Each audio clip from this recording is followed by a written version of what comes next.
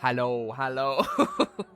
Hey guys, this is Snack Attack 8. Welcome back to I'm Uncomfortable Part 4000. God damn it. They got tumbleweeds blowing through the Old West. I feel like there's tumbleweeds blowing through the fucking Steena room, if you know what I'm saying. Because I'm spiraling. My whole life is tumbling down. And I could use a little weed. Guys, hello. Welcome back to Once Upon a Katamari. What's up to Baruch? Zebra, Sizz with a little Kirby jam. What is this, a spoonie? What is this little Kirby bar jam, Cuta? Kingo, Pixie, Isaac. Guys, right off the bat, I'm gonna correct a mistake I made last week. I think I was trying in vain to talk about Pokemon Champions, something I did for 3 hours on Friday night when we played Danganronpa this last stream. And I was watching back a part of the VOD and I noticed that Isaac... Hold it right there. You wouldn't drop, couldn't drop, you wouldn't dare. Isaac resubbed on Friday night, and I didn't mention it. I think I was so locked into, like, whatever it was that I was talking about that I didn't even, like, notice that the alert went off. So, mea culpa, unprofessional. I'm sorry, Isaac. Thank you for the 60-month in a row resub. That's a long-ass fucking time. We're so old, Snack? What do you mean, we? That's what I'm saying. What do you mean, we? When I was at dinner on Friday night with my parents, my dad, you know, he did the typical dad thing where, because I had just turned 34, he was like, so, how does it feel, son? And I was like, I mean, it feels pretty much the same as last year's age. I was like, I think next year it'll feel more like, I'll, like, really kind of feel something. And he was like, oh, why is that? And I was like, well, because, you know, then I'll be like halfway through. And he goes, halfway through your life? I said, no, halfway through this decade. I'll be 35. My mom, who is literally 70, which would be my current age times 2, she was like, I hope it's not halfway through. I also she's like, what do you think, I'm gonna die? It was funny. Life expectancy 68. Cap me out at 6'7". Anybody want to enter a pact with me? If I make it to if I make it to 67, will someone kill me? Put a fucking bullet in my head in my sleep, in game. Okay, in Twitch. Twitch, if you're listening, I meant in game. Put a bullet through my skull in my sleep in game. But no, anybody want to, like, you know? I guess you can't really make a pact to do it with each other. Only one person's gonna get a chance. Unless you know, line up back to back. Have you thought about any midlife crisis ideas? I don't even want to hear it. What's up, Brinslet?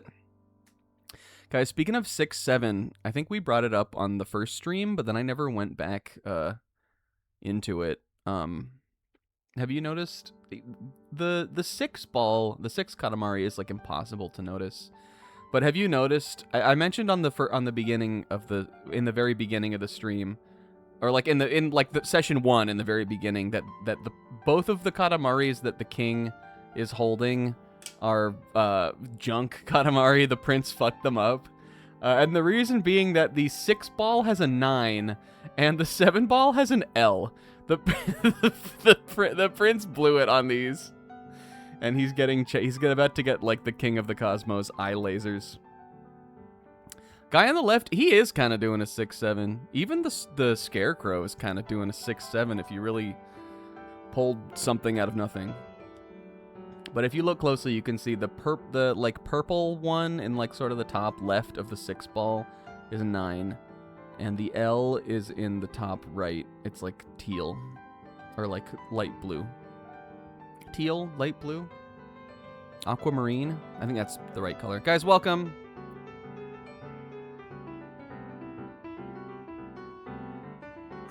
I just finished a Red Bull. Don't judge me.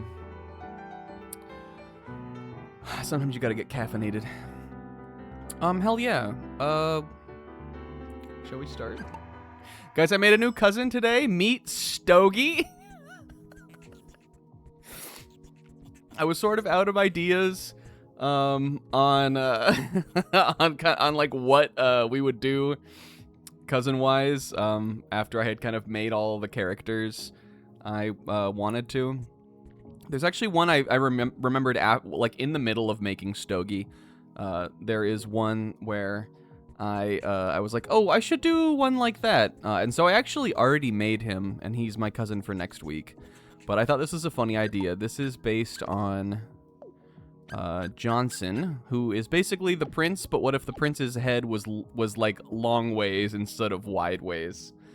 So I was like, hey, what can I do with some of these like funky looking characters? And I was like, what if I made Johnson's head a big stogie? And then I didn't really know what to do with the body, except I made him kind of just this sort of like, you know, dark gray, light gray, smoke gray kind of. I wanted him to be sort of sophisticated looking. If I could put him in a little suit, I would. And then, you know, his head's the stogie. The orange is supposed to sort of represent like the lighter, maybe. And, you know, roll him up, light him up with whatever sort of herbal varietal you fancy. Tobacco, oregano, crunched bay leaves, whatever you feel like smoking. Stoke up today, guys, because we're in it. Last time, I don't think we got to a new time period, but we are almost ready to do that. I think the king brought us back to Edo. Getting into cigarettes. Well, he's not a cigarette. Okay. He's a stogie. He's, in fact, a comically oversized stogie. Look at these little eggplant babies. La la la la la la. Fucking freak me the fuck out. There's a massive difference. Stogies are for... cigarettes are for the masses, and stogies are for the individual. Thoughts? Cigarettes are for the common folk, and stogies are for the exceptions. Guys, last time we made it through like a couple time periods. We did the Stone Age, Egypt. We bounced back and forth a little bit, but then from Egypt, the king brought us back to continue more into Edo. Look, here's the town. This is the city of Edo. This is the city. This is the city of Nikki Nikki 9. This is Edo. I guess we're getting into it. We were in the countryside, and now we're going into it. Ooh, a sumo level? We haven't, like, looked around here really at all yet, so... I guess our little ninja guy is. What is he named? Ryu? Move over, Ryu. I'm stogging through, baby. Alright, and we're gonna do this level. It's a rice level. Hello, Sir King. I make rice in the fields. We managed to fill up this here paddy field this year. A bit too much to harvest myself. If only I had some sort of horrifying nightmare ball to come through. Sure could use a big, strong king to lend me a hand. Yo, Diver. The Diver MacGyver. Oh my god, there's 3 cousins on this level. Jesus Christ. I guess we'll get started. The only other level I believe that we have encountered so far that had 3 cousins on it was the one where last week we realized it actually had a split path, and it was the ship level where you could either go underwater or you could board the ghost ship, and that's the reason why there were 3 cousins in that one. So I wonder if something similar will happen in this one too.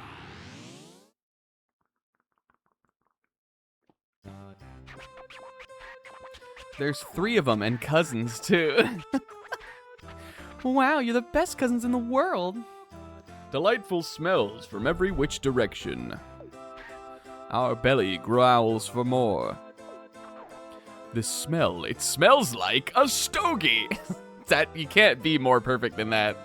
Ah, it's stogie. Rice is just divine, is it not? White rice is delicious by itself and excellently paired with other dishes too. And that fabulous texture, sticky, but in a good way, guys. Every time I try to make rice in my rice cooker, it comes out gummy. I'm just using this as an excuse to vent that, my true frustration. I can never get it right. This conversation only exacerbates our aching hunger. You gotta wash it way more. I wash it so much is the thing. It's time for us to leave and cook some rice. In the meantime, Stokey, roll a Katamari or something. Would you ever smoke rice? Either in the inhalant cigar type way or like in a smoker, like in a smoke. Would you ever smoke rice? Smoked rice? Today we'll finally be rolling outside. I've been out here before, King. I've been up that roof. Is that a monkey? Blue sky, breezy winds, nothing like the fresh outdoor air. Lovely weather for rolling a Katamari. This fabulous weather is wasted on you, Stogie. Let's see. We'll give you this much time to reach this size, okay? 13 minutes, holy shit. That's a lot of minutes. We believe, well, I guess there's 3 cousins though, right? We believe you can manage that. Make us proud, Stogie. Make us happy we created you. Okay, so this one doesn't have anything to do with, like, there's no rice-centric theme to the level. It's just a size requirement. Oh, what is this lovely song? Guys, I hope everybody had a good weekend. How's everybody doing? Mine was good. I took just the weekend off. Like I was saying on Friday, I finished my course thing that I've been doing. So really now the next step is just kind of just apply for jobs again. Back to square one. But that's not a bad place to be because I had this whole experience where now I'm like, definitely should be more qualified, and was definitely already, I think personally was already pretty qualified for doing this kind of work that I'm interested in doing. So hopefully I'll have good things to report on that, like, soon-ish. Give me that mochi. But I just took this weekend off, otherwise, though, and I was like, I'm just gonna do whatever I want. And I did. Yesterday, I guess I did do some responsibility stuff yesterday. Oh, look, well, at least the crowns are out in the open. There's a cousin, too. Is he a little poop cousin? What is he? Oh, lucky. He's here with the, what are these, mallets called? Isun Boshi, but what is the mallet called? Fuck. Fuck, I was gonna own Will with already an off-the-dome fact about Japan in the first 20 minutes. I don't remember what it's called, though. No, fuck, god damn it. I want to say kendama, but it's not a kendama. That's gonna drive me crazy. Anyway, so I did that, and then I decided to take the weekend off, except I did go grocery shopping, and I went out and ran some errands yesterday. Yeah, in English it's the magic mallet, but I promise you guys I do know what it's called in Japanese too. It's just this is a test. Otherwise though, I just kind of hung out yesterday. I finally finished my playthrough of Pokemon XD Gale of Darkness. That game gets crazy towards the end.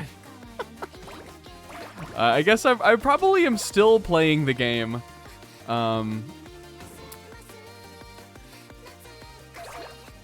This is a test is a song from 1080. Oh. What was I gonna say? I have the post game left to do in that game. I played that playthrough in an honest way as an honest man, meaning that I didn't use healing items in battle. Tried to stay, like regular, like not over leveled, which it turned out not to be a problem because the level curve goes insane in that game in the last like 2 hours.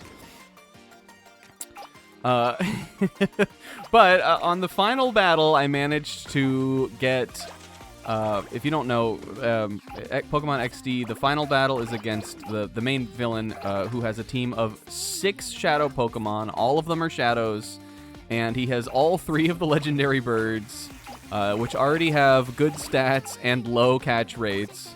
And he has Exeggutor, Tauros, and Rhydon, 3 strong Pokemon with Shadow moves which are super effective on every Pokemon type.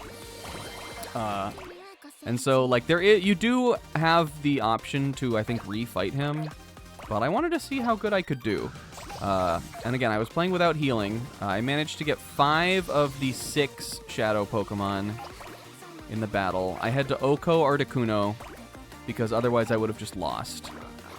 But fortunately, my Kangaskhan hit a fucking crucial clutch-ass 55 accuracy sing on Zapdos at the very end. And I was like, oh, lock in. We got this. I had killed everybody else. It was just Zapdos left, and I put it to sleep with Sing.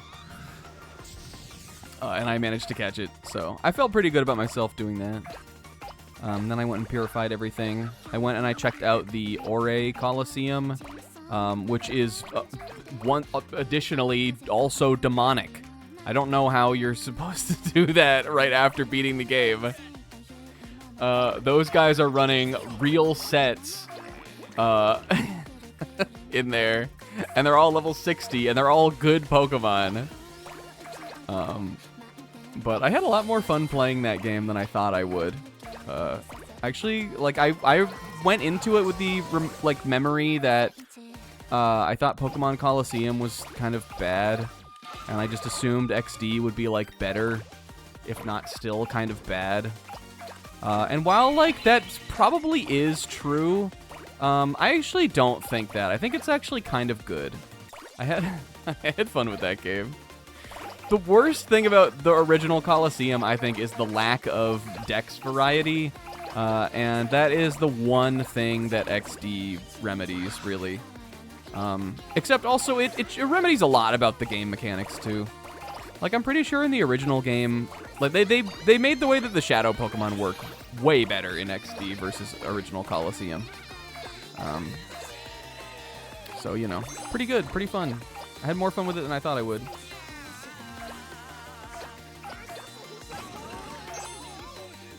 Okay, we have 2 crowns, 1 cousin. What do I need to do also? 12 meters. That is like so many meters. 12 meters? Correct me if I'm wrong, but that is like a lot of meters. Fuck.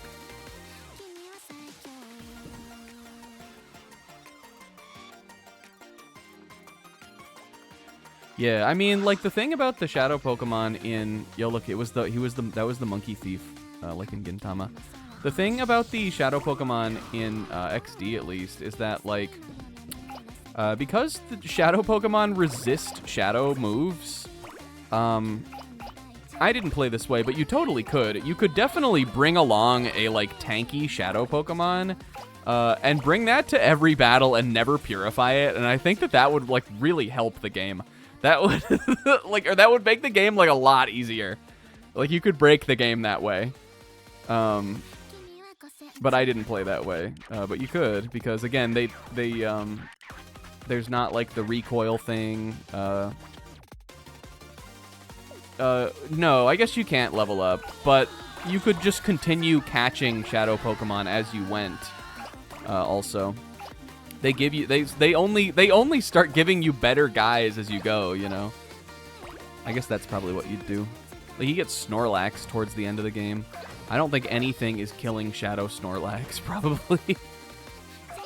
And you know, eventually they do get 2 real moves on top of their Shadow moves. Okay, let's see. Here. There's gotta be something at the beach. I'm worried I'm too big now to see everything. What if there's something up there?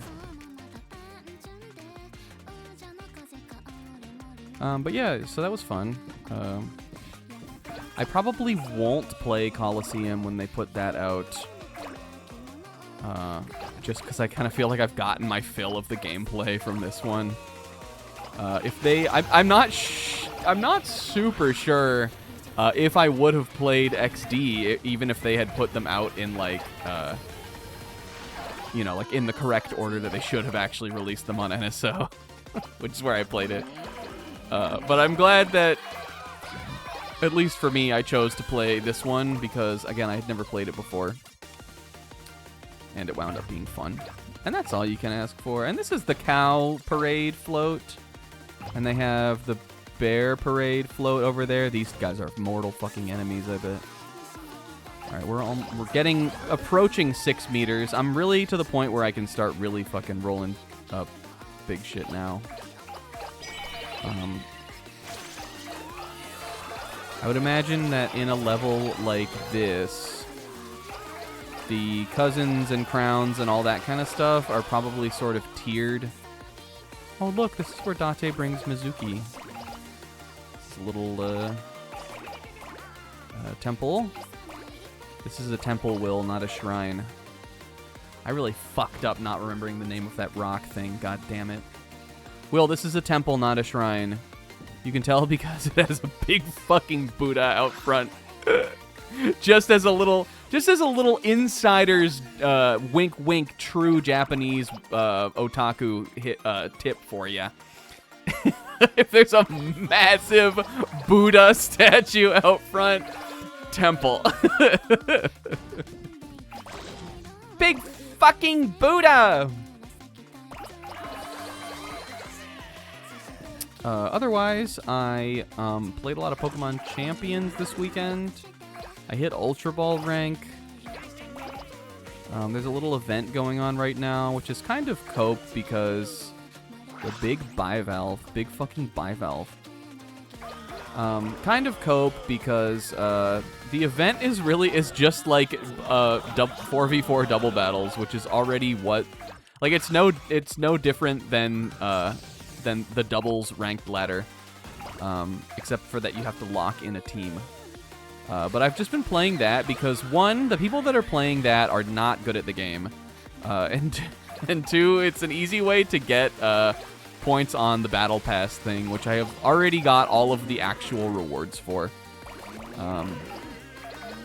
This actually may have happened before this weekend. I might have actually talked about that on Friday. But Friday was just a fucking blur. I don't remember what we talked about there. But either way, I still have been having fun with that, though. I want to start making some weird teams. I'm messing around with some of the new megas. King, shut up. Not now. Alright, we're over the thresh for scoring. We're on the board. Yeah, Pokemon Champions continues to be the gift that keeps on giving when it comes to, like, people just playing anything. Some of the funny sets that I've seen in the last couple days is people are running special attacking Machamp to get around Incineroar. A Pokemon that is so totally able to be played around. But I guess people decided this special Machamp with one of Machamp's abilities, No Guard, makes it so he cannot avoid any attack. No attacks can miss him, but he also cannot miss an attack. So people have been running special Machamp with Focus Blast, a sort of notoriously strong but inaccurate move. Really funny. I have seen Tyranitar with Thunder. Isaac showed me one that was skill swap Ninetales with Medicham. And they swapped Drought onto Medicham to bring the sun back to the field. And then it was a physical Ninetales that made use of Medicham's Pure Power ability to use Flare Blitz and Oko. I don't remember what they O-code, but it's just like, just like, shut up, people. What are you doing out here? Physical Ninetales. We got special Machamp. Isaac showed me a Garchomp that was Light Ball Fling earlier today. It's been real. There's people like just the shit that people have been encountering on the ladder and then like posting is like so funny to me. So even though like we talked about this last week, that game sucks. It has been a gift. The gift that Pokemon Champions is to me. Damn it! We got so close. Look, A rank. This level is gonna take forever to do again. I might run it just one more time. Just once more, and I don't care what we do. I don't care how we do. We're just gonna do it one more time, and then we'll move on.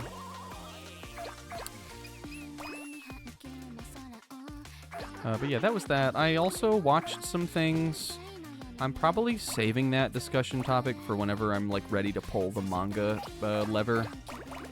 But I watched some things, not just this weekend, but throughout the week too. And last night I also started playing Resident Evil Requiem, which I got as a birthday present. We got one cousin. I didn't even see another one. I think I got too big though, is what it was. I'm just like, you know, I'm forgetting where I'm forgetting my roots. I got too big. I keep forgetting this same thing happened last attempt. I picked up the clock and then forgot we had it. All right, I'm pretty positive there's not another cousin or a present in this small area, the starting area. I'm just gonna try to get as big as possible as soon as possible. Resident Evil Requiem is so far a truly interesting game. Strange, but in like a fun way. I'll only really talk about the very, very beginning. It opens with the new character. Oh, it was in all the marketing and stuff, so I don't feel bad about talking about this. But the sort of conceit of the game is that you are switching. You're playing kind of like a continuous story where you are switching perspectives between Leon Kennedy, classic character, everybody knows him, and Grace, the new character. And it's funny because it seems like, it really seems like they, I mean, I haven't played this game, so maybe it's not quite like this, but I think it sort of is. It seems like they looked at like Resident Evil 6 and they were like, I bet we could do that, but good this time. Because how it really, the vibe that really kind of feels like is that Grace, who is, you know, not a fucking seasoned veteran who saved the world from bio-calamities multiple times. Grace is the scary part. This is how I was going to play the game anyway, but actually the game recommends you do this on like when you start it at the very beginning. They recommend you play Grace in the first-person mode, so that it's kind of more like Resident Evil 7 and Village to more of an extent, but it gives me more 7 vibes. And then Leon in the third-person mode, so that kind of feels like RE4. But it opens with this really, like, I thought, very, like, kind of lovingly crafted, spooky, like, rundown museum horror area where you go and you just explore this creepy building as Grace, and then, like, after the end of that segment, the plot picks up. The plot, like, sort of begins. And then, Leon, you are blasting in the streets. Shit, I don't know if you also thought that this first Leon segment, Sizz, was crazy, or anybody else who has played the game. But I thought this was insane. I was like, what the fuck is happening? It was very goofy. Leon, like, the bad guy, like, appears, and he starts just fucking right out of the gate stabbing people with fucking concoction. He starts injecting the fucking virus into random people on the street who then turn into zombies and attack Leon, like, in broad daylight. Or, like, you know, like, broad... It's nighttime, but it's in, like, a populated area. And then from there, yeah, they don't turn into Aoyasahinas. It's not that part of the timeline yet. From there, then, you go back to Grace, and, then it's sort of like the first real gameplay segment. And I have played up until that. I have played up until Grace and Leon have their paths have crossed for the first time. Oh, I can get these children perfect. So I played after the two like intros, I played the first Grace segment and I played the first Leon segment. And the game is pretty cool so far. Yeah, I literally stopped right at that item storage boxes. And I wanted to play today, but then I realized I needed to take a shower before stream and I didn't have enough time to play. But I'm gonna play tonight. I was up sort of late last night doing that. But I was like sucked into it after that. Oh look, we got a little what's it called? Dagon? Dagon, the little squid guy from JJK. That was like a little doggone dumpling.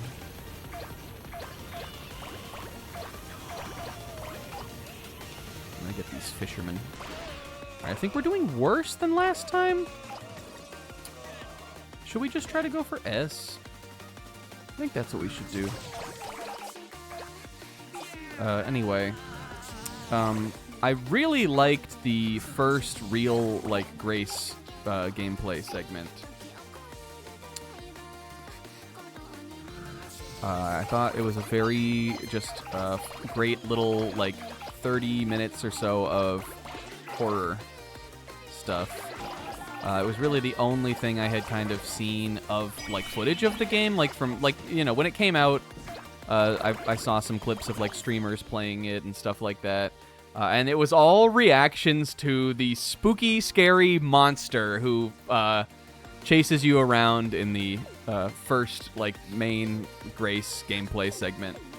And so I knew that monster was gonna be there, but like there's like a little cutscene where it finally appears, and I was like, oh yes, here we go, baby. And then after that, the second, like the first like real Leon segment, the next part you play as Leon, again, just absolutely fucking ludicrous.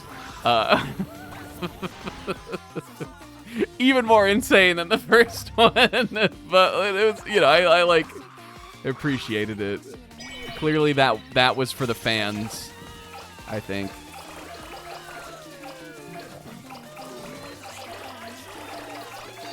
So I'm excited to get more into that. You gotta play some new games sometimes, right?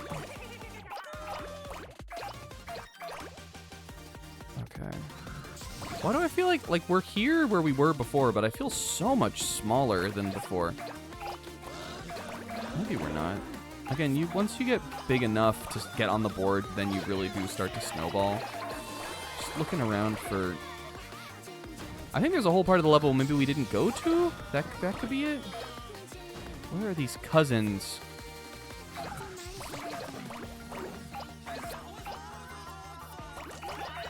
This is cool. I love this big road. Look, this is Edo. Cool. I've thrown my whole will card out the window when I couldn't remember what that hammer thing was called. I've wasted my will card this session. I lost my will card. I'm washed up. What's it called? Somebody tell me. I recognize that thing from Okami. It's the mallet that makes you small. It's what caused Momo to be small Momo, I think, in Dandadan also, right? Says, could you lend me your game design wheel card? The thing about it, though, is that everybody knows the game design of Katamari Damacy. And everybody loves Uchide no Koz... you know what, actually? Full transparency, I'm gonna be real. I don't think I even knew it was called that. I think I may have been talking entirely out of my ass on this one. Because not only did I forget it, I don't even think I knew that was the name of it. Shut up, King. Don't perceive me right now. Oh, Stogie, losing your will card, huh? Well, we've all been there. Shut up. Yeah, well, I know it's the story the story of Isunboshi is that thing. But I wasn't saying that was him. But I thought I knew the name of that thing, and I don't think I even did. I don't think I even knew that it was called that. Listen, give me a year. I won't forget, because I'm psychotic. Give me a year, and then I'll come back next year. Will have forgotten. And I'll be like, yo, Will, you know this thing's called the Uchide no Kozuchi in whatever game that we're playing then, because it's in like a ton of video games. Yeah, you'll forget, Will, don't worry.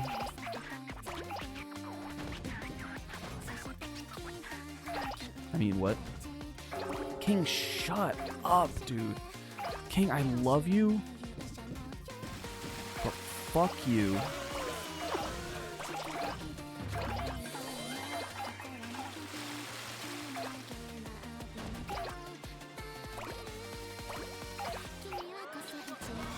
Okay.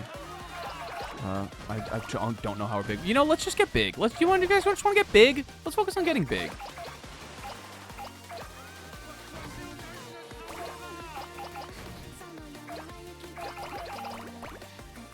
Oh, look at this little. What is this? The Emperor's Palace? Someone's abode. The Yagyu Manor. Oh, there's the crown. Fuck. I'm gonna give it one roll. God damn it. All right, well, we know that the crown's in there. Can someone, can we get that in writing somewhere? The last crown is in that, the last crown's in that, tunnel. The crown is in there. Thank you, Zebra. That's so helpful. Oh,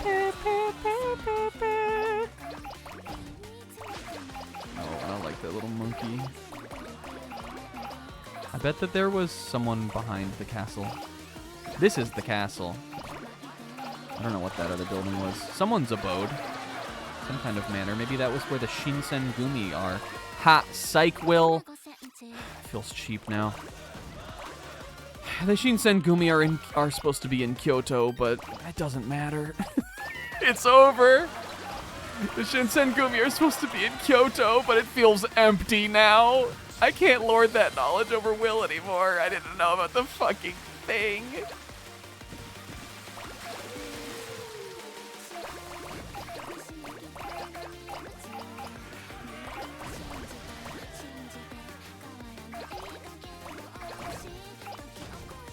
It just like came in and nap at Wind Waker. One of the funniest moments ever. All right, watch this. I'm popping Rocket, and I'm popping and locking it. Check this out. I'm gonna get so many things. I got a minute left. I guess we were doing better than last time. Sometimes sometimes it's hard to tell. We're so big now, though, that I really am gonna need to, like, dash to get around fast. I think we've got it in the bag, though. Because I can get these little houses here. I can get the Buddha, probably. Nope, still can't get the Buddha. Okay. Oh, fuck. More houses?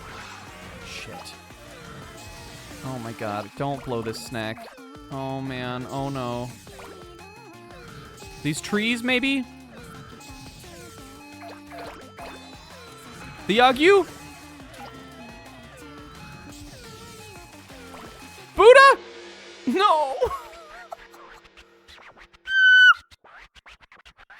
Well, we'll have to come back eventually. Oh, I got so close, though. This gets hard because there's really very little left once you get to about 35 meters. I don't know what else we could have even rolled. We'll come back. Yeah, those islands out in the ocean, I'm sure you can roll up before S rank. And that would have helped us. Ding dong, the rice is done. But plain white rice, that only leaves us yearning for more. Ah, a piece of fried chicken, how convenient. Let's eat this. Oops, it's a Katamari. We didn't even notice. If only we had some kind of Uchide. I already don't even remember what it was called. Relatively massive. Yeah, well, my dick is relatively massive, but it wasn't big enough for her. That's why she left. A larger Katamari would whet our appetite even more. We got the present. We're missing 2 cousins and a crown that I know where it is. I think we're pretty good. Oh, Dongo. Oh, that will be so yummy for Stogie. Would you smoke mochi? That is probably the inedible kind. A gift from our... Yeah. Hi, hello. It's Cousin Lucky. What were you doing on Earth? He's the Lucky Mallet. I'm never using him. Packed. You were pounding mochi? We have no idea what you're talking about. I guess I'll put it up in the sky, even though it's mostly plants and partitions. Bullshit.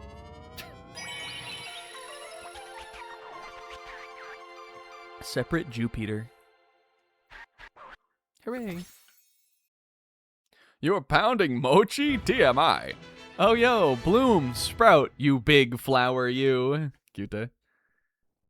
Which ones do you guys like more? The King's Japan Adventures or the Queen's Little Duas? The Queen's ones I think are cuter, but they're so short usually. Here's little Cosme. He's drawing some fireworks at his little... Oh, he's eating some of his little corn. Oh, King, that is just a hedonistic firework. It's not gonna fit in the fucking cannon. Oh, look at the little eel too, cute. King, your hubris knows no bounds. You're gonna blow up the world with that. This is like the One Piece filler episode with the giant firework. Yeet!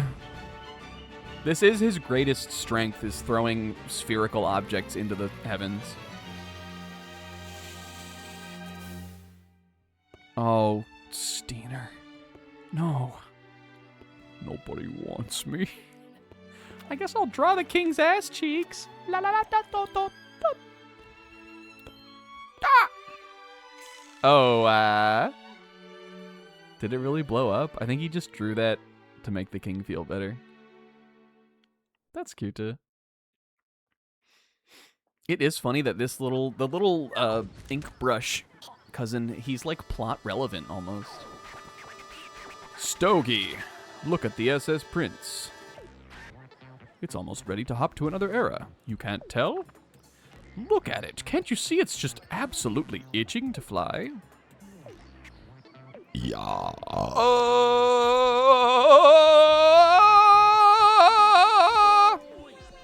Get out of here, you fucking little brudge. I don't want to see you anymore. Get out of here, little brudge. Fuck you. Get off my screen.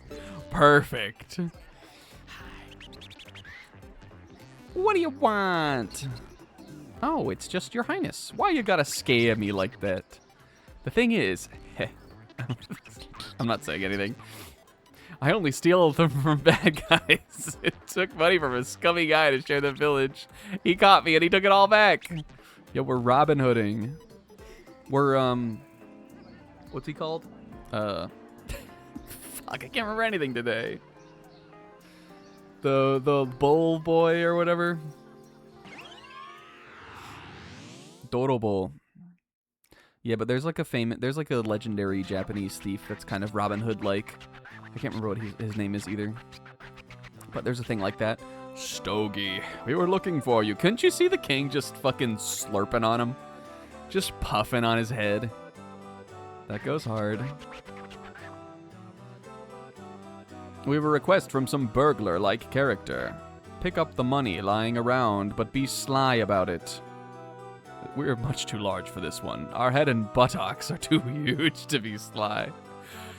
Stogie, I'm trying to sneak around, but my giant cosmic galaxy-sized ass cheeks are alerting the universe. Use your small size to complete this task for us. Be sly, be sneaky, and don't get caught.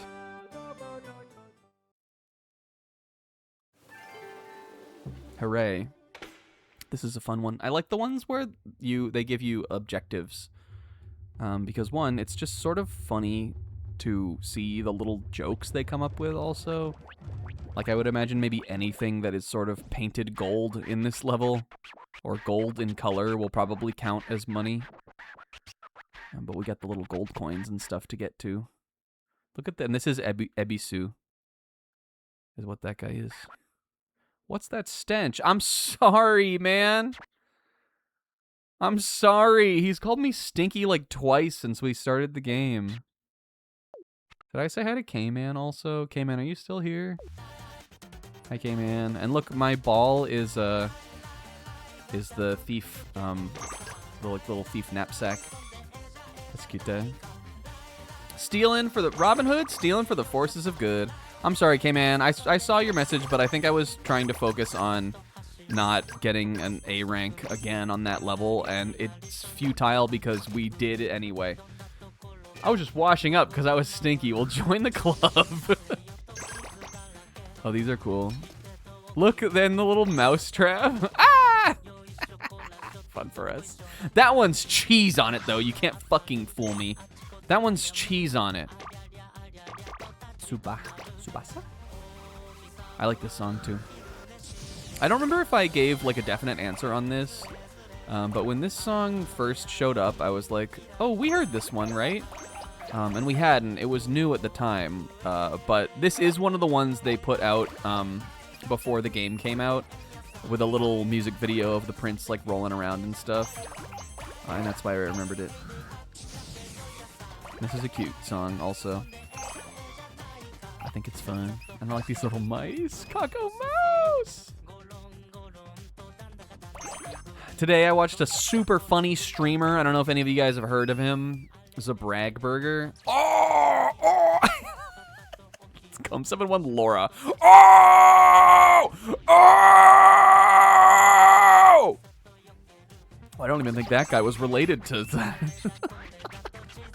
FYI, that if that screaming fuck didn't alert you, you can go downstairs. Well, I don't know if I got all the money, though. We had a really funny 100 line today. One of my favorite things about doing bits on stream.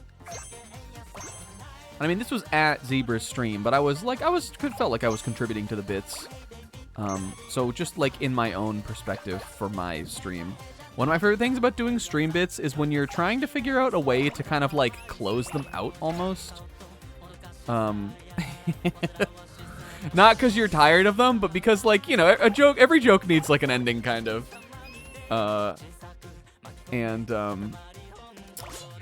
So you're like, all right, well, like, what can we, like, how can this funny thing that I have like all of the characters doing right now, how can we kind of like, you know, like, ta-da, like put a little bow on that. And that's kind of how I felt like the bit. That's how I sensed like the bit of the thing today moving.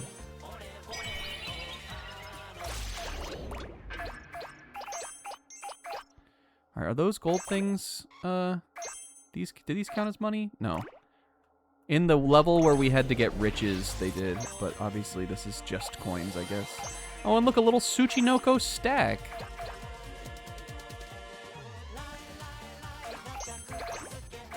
Yeah, I mean, I think that's just sort of a game that always is going to kind of give you an out anyway, because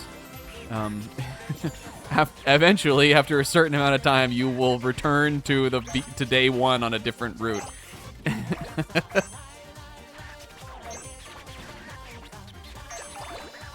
Oh, gold bars and a secret room back here? This is cool. Oh! And in the background, he's like, oh! That was like some Invasion of the Body Snatchers shit. Pointing and screaming at me. Except I'm just the little prince. I don't have any investing in this. Oh my god, there's coins everywhere. Am I moving too slow or am I moving too fast? I don't know. Okay, but look at these. Got a crown in here. I really want to roll into these drawers, but it doesn't seem like you can. Let me try it one more time, though. Oh, yes! Oh, that was satisfying. Shut up, King. I couldn't even see where I was in that little room anyways without, like, I could... Not to mention his fucking big face telling me things. Alright, give me these. These are good because there's just so many. Guys, I've been so pleased with this game in the ways that are most important, I think. Specifically, fun missions for you to do. And, a great soundtrack, I think, personally, so far. It's kind of been low-key, all bangers. Look, she's making big-ass takoyaki. It's kind of been low-key, all bangers after that first stream with that crappy song. That was also like a brand, like a mobile game tie-in thing anyway for another one of Namco's properties. So like, of course, that was gonna be the worst song in the game. Yes, don't worry, doggy. I'll get down the coins for you, doggy. Here, you can come with me. We can go be Dorobo thieves together, Will doggy.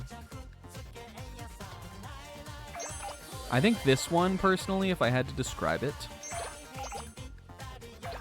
I personally think this one is a bit of a Comb 7-1 bop.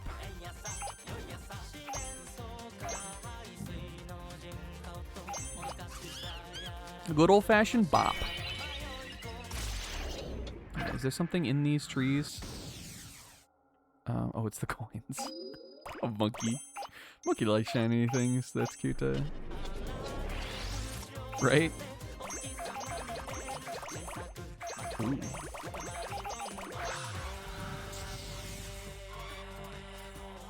Okay, let's do a little... Whoops. Time break! Alright, we are about to get on the board here, scoring-wise. Oh, man, especially with this. Oh, this is the perfect place to time break, too. Fuck! Oh, here we go. Of course, they're gonna give it to us again. Oh, yeah, good path, good path. We got most of them in there. Okay, and now they're opening... Look, are they all gonna... Oh! Oh, maybe these are the poor. Look! There he is. He's the masked thief. Hooray, hooray, hooray! Oh my god, holy shit. Rat trick! Yay! Nezumi is a mouse. Oh, and you know who's a Nezumi? Zebra? Tell me who's a Nezumi zebra.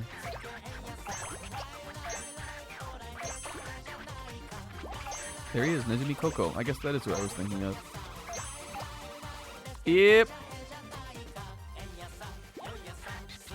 And that means Rat Kid. And who could forget? What is it?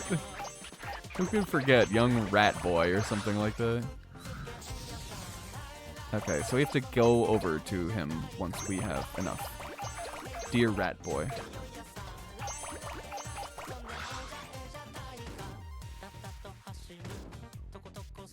Okay, this is good.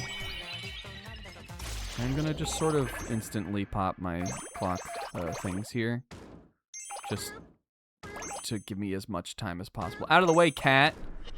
Don't rub your gross little butthole on me, cat. When I go visit my parents' house, where their little dog Charlie, sort of an iconic kind of sort of supporting character on the snack stream because he's just a quirky character and I talk about him a lot. My parents' dog Charlie loves to sit on the couch with you, sit right on you, but in the way that he like places his little anus right on you. Which is like sounds gross, but like if you have pets, you know, like eventually you sort of get like just sort of desensitized to like dogs and cats' little buttholes. Oh, it's the one with big honkers. Drooby, classic. But like I've never seen it quite like this. he lifts his tail up so that his little asshole is like right, just directly making contact with your like leg. It's really funny. He is a weird little dog though. Like I think he's like he definitely has some like social anxiety. He's a bit neurotic. And stained your hoodie? I don't think I've ever been stained by it. It's just like funny. If you be like, Charlie, I'm sorry, but I don't want your butthole directly touching me. Sorry, kiddo. Not today. All right, where did that open from? I want to go in there because I'm positive there's something in there. But I don't want to fuck this mission up either. We have the S rank already. There's one of these little... I'm going to head back towards the thing. And maybe if it's just sort of somewhere over here, then we'll be... Oh, it's this. It's in here, right? Okay, I got about 30 seconds to do this. Make sure I keep an eye on the clock. Well, this will actually help me. Boom. Well, we already are S, so we don't really need to do this anymore. But this is satisfying, so let's just do it anyway. I thought there'd be something in here. I don't think I got the present, right?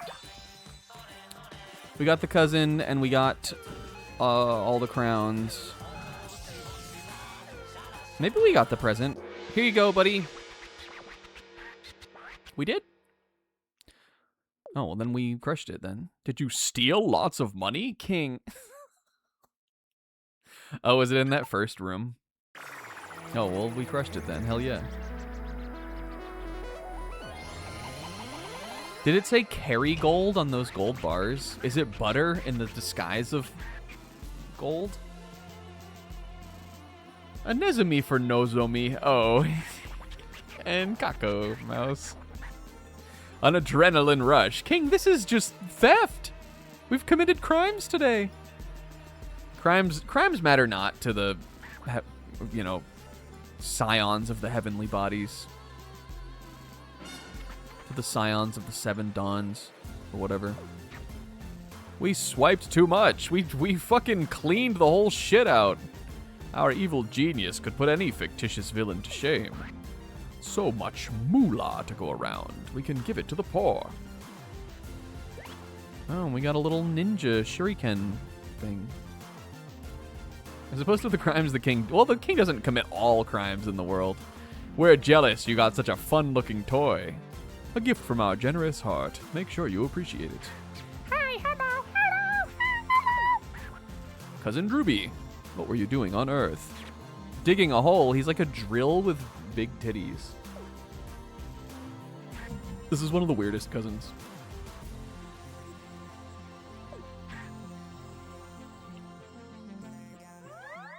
He's a funky one, though.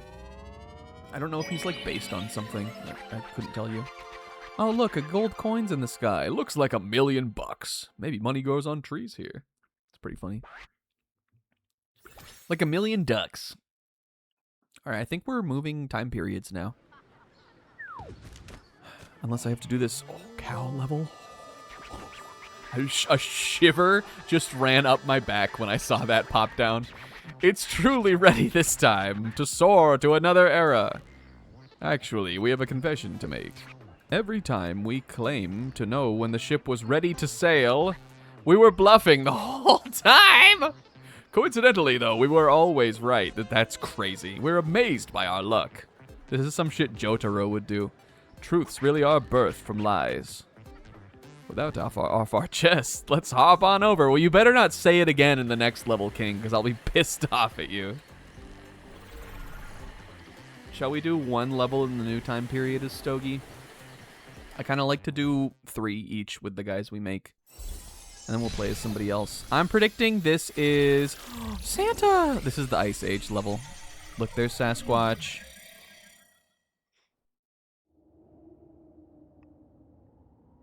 So this one will be after the Jurassic period, but before the Stone Age then.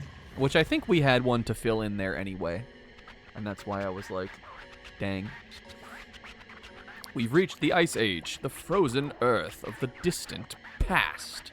Icicles, mammoths, snowmen, seals, ice floes, penguins, tux boys, yetis, shaved ice, and all that jazz. That's all we know. Listen to this little song also. Stogie in the ice world. Look, there literally is ice. I was about to make a joke that what if there was ice physics, and there is. Look. Oh, are you sliding around on your butt, Prince? How are we doing today? Look at him. He's thriving here. He loves to go around the ice. And I'm like, your head is my head but if I was a cigar, Prince, do you want to smoke me? Hold on, I need to take a photo of this. Smoking my cousin, who is also a big cigar. Hold on. Smoking my cousin, cigar style. If we kissed, you'd look pretty raw. Turning my head into a cigar so that women will kiss me again. Let's go talk to the Yeti. Have you guys seen that, like, shitpost picture of those, like, two Yetis fighting? Do you guys, I feel like Combe would know this, or maybe Will. Do you guys know what I'm talking about?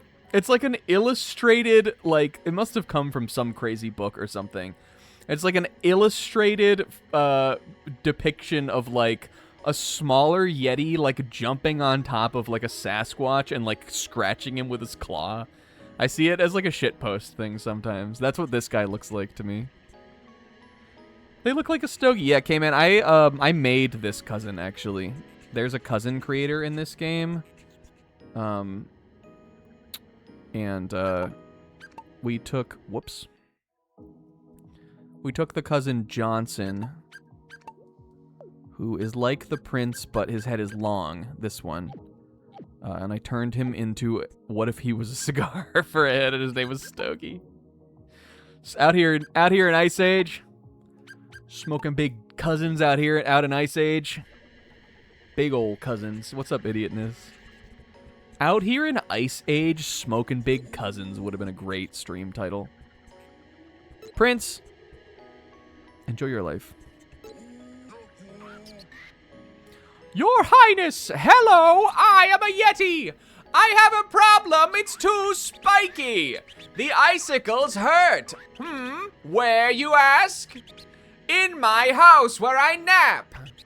The spikes hurt, so I can't nap. I need someone to remove the spikes. We've all been there, right? This is a relatable problem, right? What the fuck is he talking about?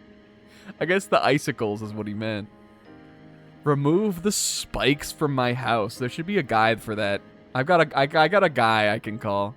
Why is he emo? Because he talked in all caps, I guess.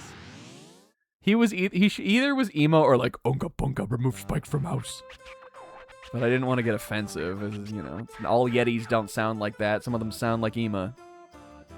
Are you not cold? Doesn't this Ice Age have anything besides ice? Please help us find a spot to warm up. Wait, Stogie, what are you doing here? What? Yeti? The icicles are too dangerous, and you wish to build a shelter? So, basically, we're lending a hand, well, for a Yeti, lending a foot. The place is overrun with spikes? We're going to roll in such a place? Fine, let's swiftly be off. Hopefully it's warmer there. I was proud of the stream title this week, by the way. Do you guys know what it is? Do you know what, like... not what, do you know why it is? It's another one you gotta, like, think a little to parse out. There are sort of steps to it. Oh, this is cute. Look, they're all colored.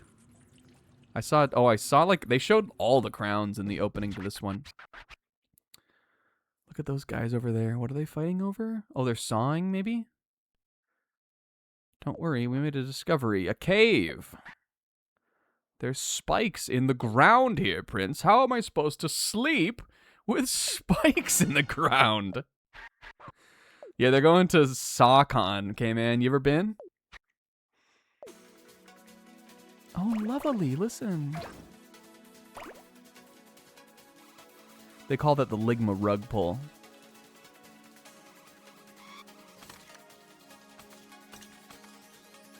I cannot wait to get this. Yes, yes, yes, yes, yes, yes, yes, yes, yes, yes, yes, yes, yes, yes, yes, yes, yes, yes, yes, yes. Look at the Katamari has never looked like this before. There has never been a Katamari that looked like this. It looked like a fucking koosh ball.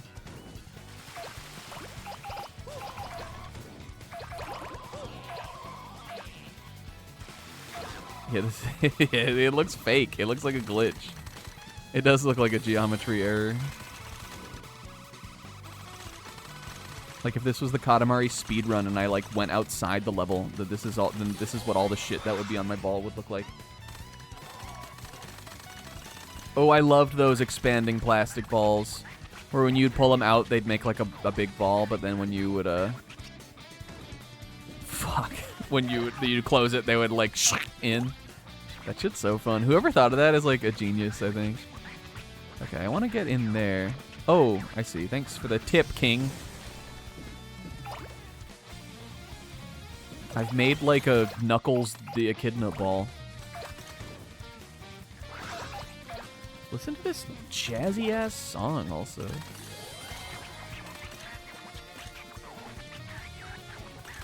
It's giving Sonic vibes, I think. Like Jun Senoi vibes. Oh, little hearts.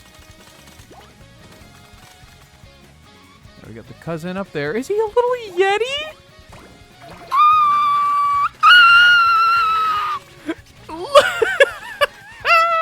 Some weird hairy thing. He might be even better than the whale shark one.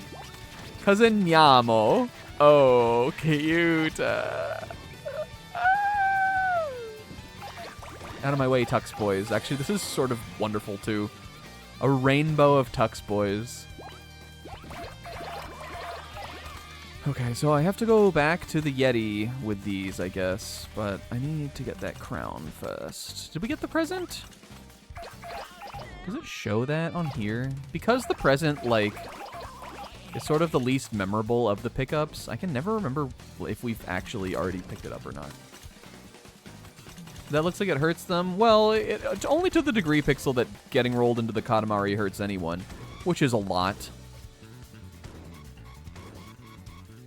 Yeah, exactly. As opposed to any time anything else gets rolled into the Katamari. I think it, like, both doesn't hurt and also is exceedingly painful. You feel me on that? Like, it's sort of like, sometimes how you can find, like, absolution in pain. Like, it's a bit rapturous in a way. There's the present, and there's Santa Claus. Am I gonna have enough time? I'm going for it, because we need to get to S rank anyway. Konbanwa, Santa Claus dayo.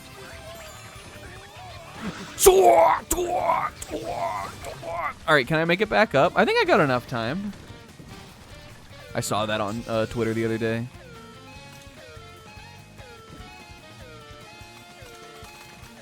On like a Katsura, one of those Katsura brain rot Twitter accounts. They posted it, and I was like, "Oh, this is a watch every time it pops up on my feed." Yeah, it is like a Katsura account, and they post a lot of the same clips frequently. Let's get out of the cold. Look, another one, all one and done, easy. And we got a cute little Yeti, little fluffy cousin. I'm playing as him instantly. Okasan? I'm not a fan of that episode, though. It's kind of funny. That's not one of my favorite ones, though. Freezing, stay here with us if you please. And as for us, we opt to head home. That was a close one. The spiky Katamari almost got us. Amaze spikes. Ouch! Ouch! King, stop poking it! We've never seen such a Katamari. Pain-inducing upon touch, though. Look at that sheen, that sparkle. This spiky cave is livable now. Our Yeti friend looks awfully pleased. King, we extinguished all life in the cave. It's not livable anymore. The life is about to be jettisoned into the cosmos. Oh, those are some cool ice snowflakes or whatever you got, Stogie. Look. It's cousin Nyamo. What were you doing on Earth? Modeling for an ice sculpture? We have no idea what you're talking about. Oh, look, he's free. He's cold, too. He's chilly. He's cute. Up, up, and away.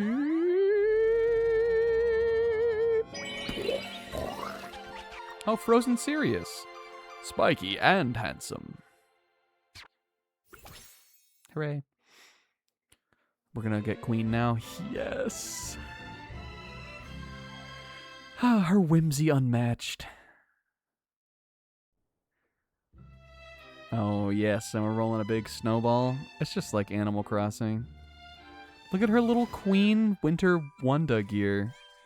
Uh-oh, get out of the way! Ah, nuts.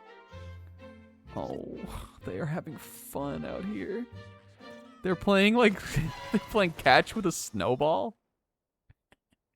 Ah! Oh, oh, cute. Ah! Fish. It's not over till the fish jumps. She's like, Oh dear, the consequences of my actions. I love the little fluffy guy. He's so cute. Oh, and look, they made a snowman after all. It's okay that the cousins got a little roughed up, because they made something beautiful. You have to suffer for your art.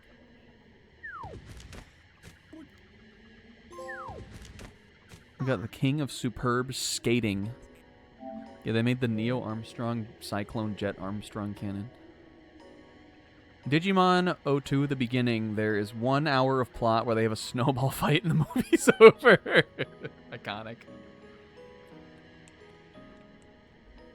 Look, we almost have 100 crowns, too. Okay, Stogie, thank you for your service. Love you. What does this say? Oh, Honey Bear. But I'm playing as this guy. Look, I'm fluffy. Look at me, I'm a little fuzzball.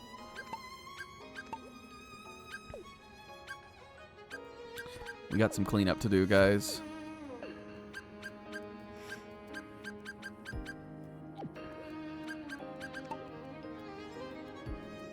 He looks so soft to the touch. He kind of looks like he's made out of memory foam. Alright, you know we gotta do, like... I'm thinking... snowflakes falling on the Kyuta. The Naruto headband, unfortunately, just really does not... Oh, this is a different one. That's cute. Maybe this little necklace? Or this side?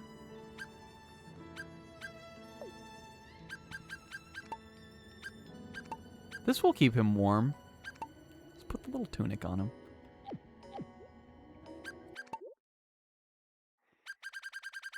I liked that song too, Diver. Yakushimaru Etsuko. Yo, remember her? Monica! She's in all of them. I like low-key almost made myself throw up just there doing that. Going, going, it was like too close to like a forced gag. Don't think I'm watching with enough DPI to appreciate the fluff. The fluff is like high. It's intense.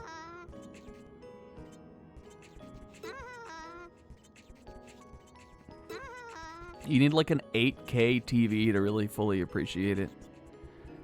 Look, Stogie, thank you. Okay, I think though, should we? It's only 8:30 even. Should we do one more level in the Ice Age? Roll the perfect sized mammoth. That sounds fun. I'm gonna do it. You're that king, fella. I'm a chipping away at this mammoth ice sculpture, but I'ma need me a big snowball just right. My back don't work like it used to, and I'm in need of someone to help. Oh, sweet say beauty. Oh, and this is the song of Singa. This vocalist who's in this song, Suisse, I literally just watched an anime where she is the singer. for the opening. We'll talk about it. Should we? Should we just talk about things? Should we talk about stuff? We'll get into it. This place is too cold. Even our bitches are frozen. Nyamo? Najamo? A mammoth out of snow. That's quite the challenging feat. I'd rather make the Neo Armstrong Cyclone Jet Armstrong Cannon. Basically, you want a snowball sized just right, right? This sounds like a job suited for you. What the hell does that mean? Roll a snowball, Katamari style. Bigger and bigger. Get going before our britches freeze. Okay. Come on. That's how I imagine all the cousins talk. And I won't be taking feedback either. Holy shit, he bested a mammoth in combat. Oh my god. The Yeti Cool brothers. We got a man down on the ice. Guys, chill out. What is happening in this level? Aliens are interfering. Bigfoots everywhere one looks. The Ice Age was crazy. We've arrived yet again. Still not accustomed to this cold, though. Today, as you likely guessed already, you'll be making a just right snowball. Roll your snowball around on the snow and get bigger and bigger. Just like you normally do, except it's the exact same concept. Dive into the snow. 10 meters. Oh, one of these. Oh, I like the little mammoths, too. That's how big it is. Alright, so these ones you always have to kind of eyeball. I forget what the one in, Does even Katamari Damacy have one like this? We Love does, but I don't remember what you do in that one. I think of this as sort of like a classic Katamari thing. Guys, I watched some things this week. Last week we were lamenting, I was lamenting the fact that, like, what was I lamenting? I watched something. What was I watching? I was watching some anime. Was it JJK that finally was over? What the fuck was I watching? This discussion is off to such a terrible start. Last week I was talking about how I, was on Crunchyroll, and I realized that, I didn't know what to watch, which for a lot of people is probably just, a normal problem. And it kind of was for me, too. Oh, yeah, that's what it was. Thank you, Will. It was the Gintama thing. Yeah. Except that it's not what I watched most recently, because I watched some stuff this week. I was lamenting just, the idea of, looking at anime and being I don't want to watch any of this, because will I like it? Will it be good? Will it just not just be slop? Not trusting myself and not trusting others. But then, somewhere around the beginning of, it was Monday this last week, so I guess right after the stream, I decided, fuck that. I'm just gonna find something and just jump into it and just watch it. And I did that this week. Two things, I guess. I watched one entire show, and then I got into a new show that is running seasonal. The seasonal show I'll talk about first, because again, it relates to this song that we're listening to right now, was Witch Hat Atelier. I don't know if people have seen that this anime started for this show, but this is a manga adaptation for a manga that has been running for years. I'm not sure why this didn't already have an anime before literally this spring season, but it didn't. The manga, I remember Minovsky article talking about that when it started. And that's when he was posting. So that was 8 years ago or something. The manga has been around forever. It's been popular. I'm not sure what the reason is that it hasn't gotten an anime adaptation yet. I guess it was in development for a long time. But the anime is out, and I had seen some clips of it online, and I actually thought it looked great. I think one of the reasons why, with that manga, I was like, I always had kind of been interested in reading it because specifically the art is really beautiful.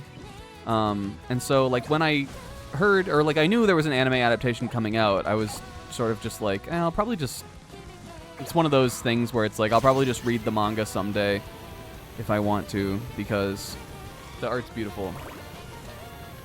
But I decided, fuck it. I am gonna watch the show, because the show looked beautiful too. And the 2 episodes that are out, it was very, very nice looking. Is that a cousin? No, that's a flying penguin. So that's exciting. Like, it's a popular thing. I'm sure a lot of people will be watching that. I liked the first 2 episodes. I think with that series, maybe one of the reasons I didn't ever get into the manga is because I look at it and I'm like, and I'm not trying to sound sexist here. I'm really just expressing a extraordinarily neutral opinion. I look at that manga and I'm like, and I think this is for women. In the way that, like, it is a very, like, pretty show about, like, a young girl who like the plot is she basically learns the secret of, like, magic in the world, and so she becomes a witch, and she goes and lives with sort of who seems to be like the deuteragonist, which is this pretty boy, like, handsome pretty boy, competent, fatherly, older man wizard. He's a beautiful, he's like if Gojo wasn't annoying, basically. And so it's, there's sort of this, like, like awestruck wonder between this, like, young girl and this, like, man, kind of. And when I look at that, I'm like, I know who this is for. But I am watching it, so I'm not saying, like, that has deterred me from wanting to get into it. There's 2 episodes out, and I really liked them. I think we're about there. Where do I cash this bad boy in? Oh, I guess I just press square. Do we think the ring counts? Because I think if the ring counts, I've got it. Anyway, the opening to Witch Hat Atelier is a song by Eve, who, even if you don't think you're familiar with Eve, the J-pop band, you are, because you have heard either me, Will, or Zebra obnoxiously sing their song Kai Kai Kitan, the opening to Jujutsu Kaisen Season 1. If you have heard one of us go, Yami wo harate, Yami wo harate, you've heard, that's Eve. They did that song. Yo, look, I'm so fucking good. 10 centimeters off. I'm goated.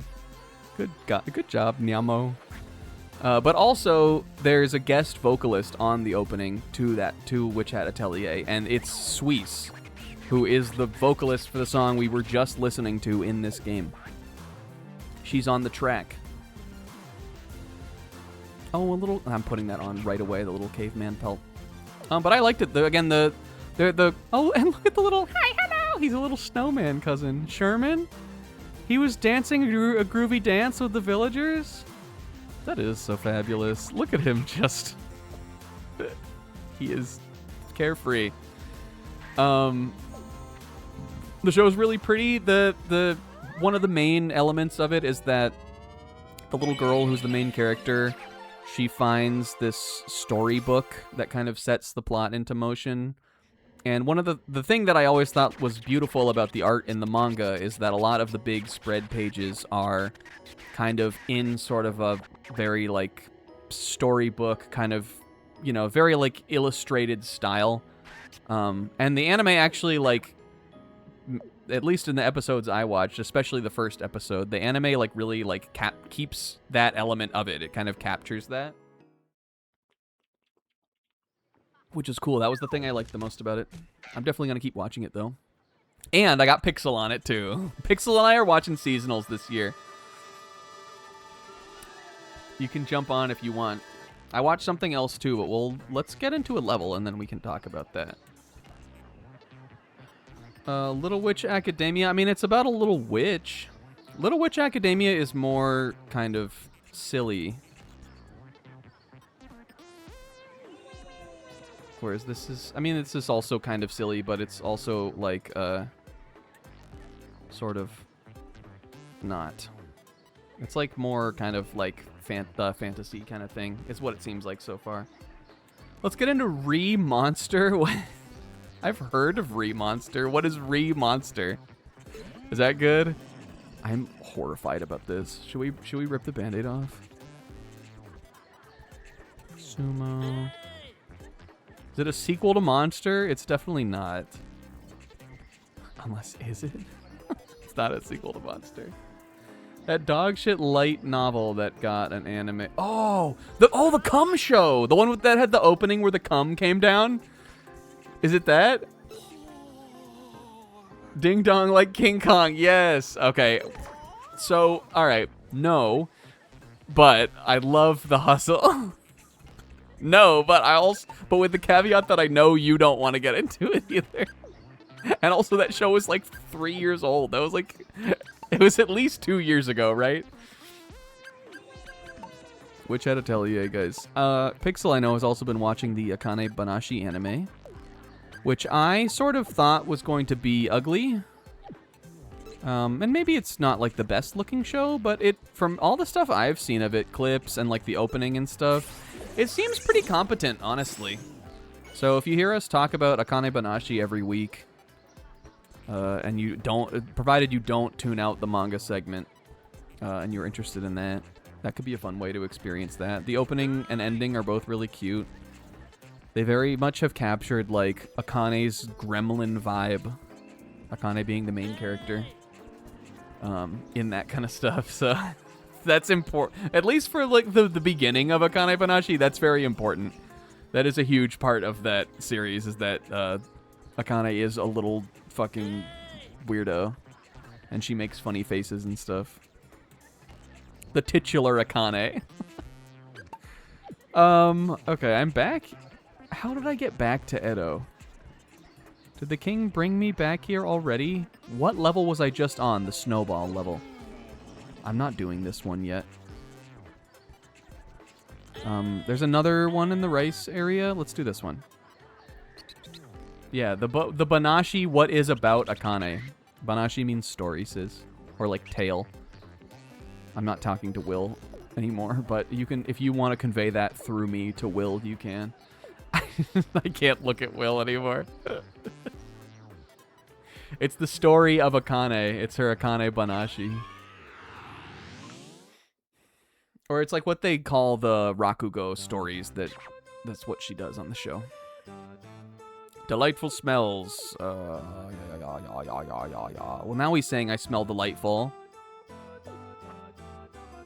Golden rice in the wind.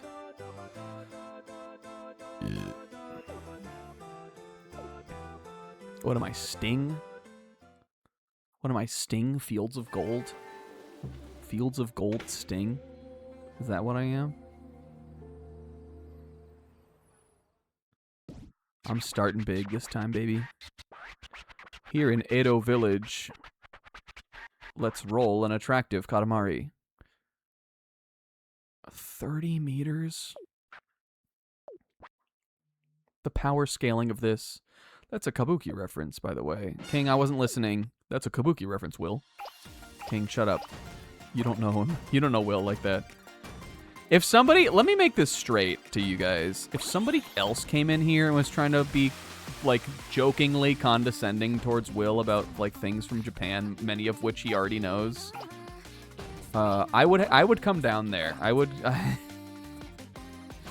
This is something I wouldn't stand for. Unless, like, Will wanted that. If the king try to says that shit to you, Will, let me know. I'll go up there. We'll do a Kickstarter where the goal will be get me big like the king. And then I'll go up and I'll fight him on a cosmic scale for the honor of Will.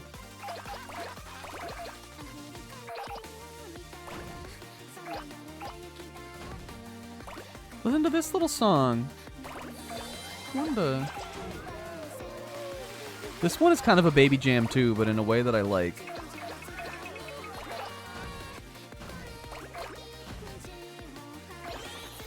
Okay, I've missed the first crown, I guess. Somehow the crown that was I could see from the beginning of the level was not the first crown.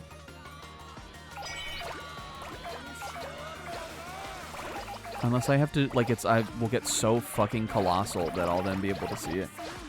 I'm gonna rocket through the town. Can you imagine living here and something like this happened to you in real life?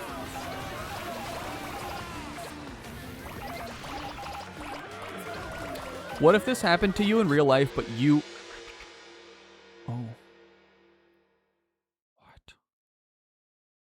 Oh, you have to go, like, super fast on this one. Okay, I'm doing it again. I'm over here now. 1:10. I didn't realize it was that, the time limit was that strict. But that means we can, really blast through these. Yeah, no. I mean, the Katamari world would be, like...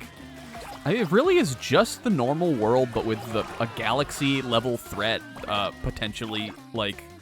impending at any time. There's really no reason to choose it over just normal life.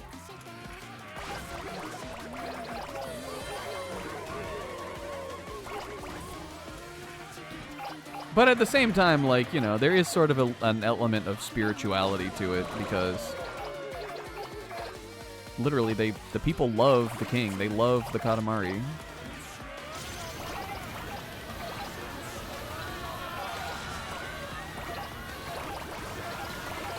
24 meters. I have 10 seconds left.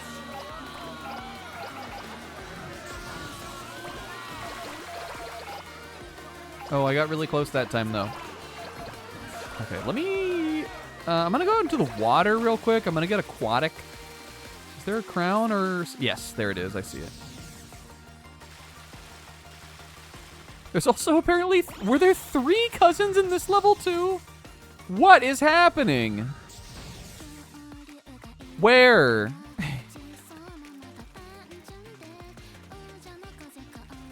Is this a vibe?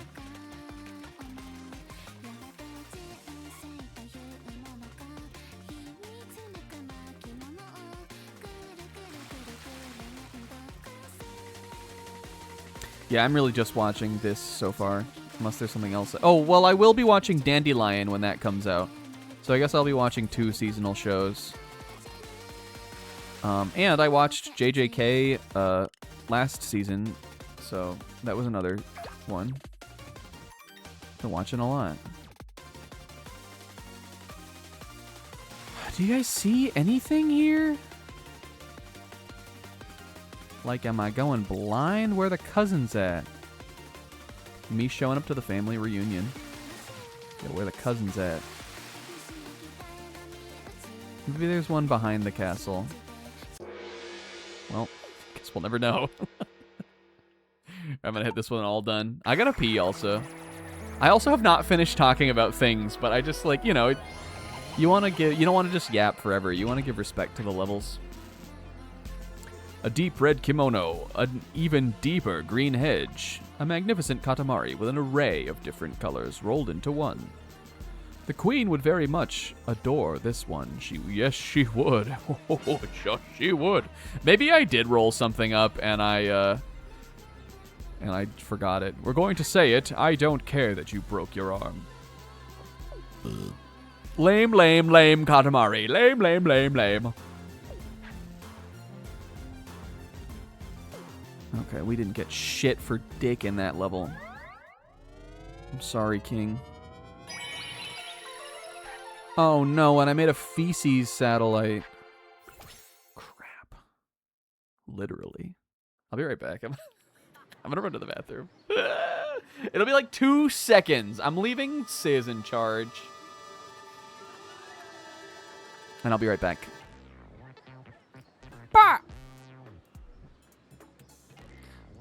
Look at him. Look at. Just wondering where to go. Wondering what to do.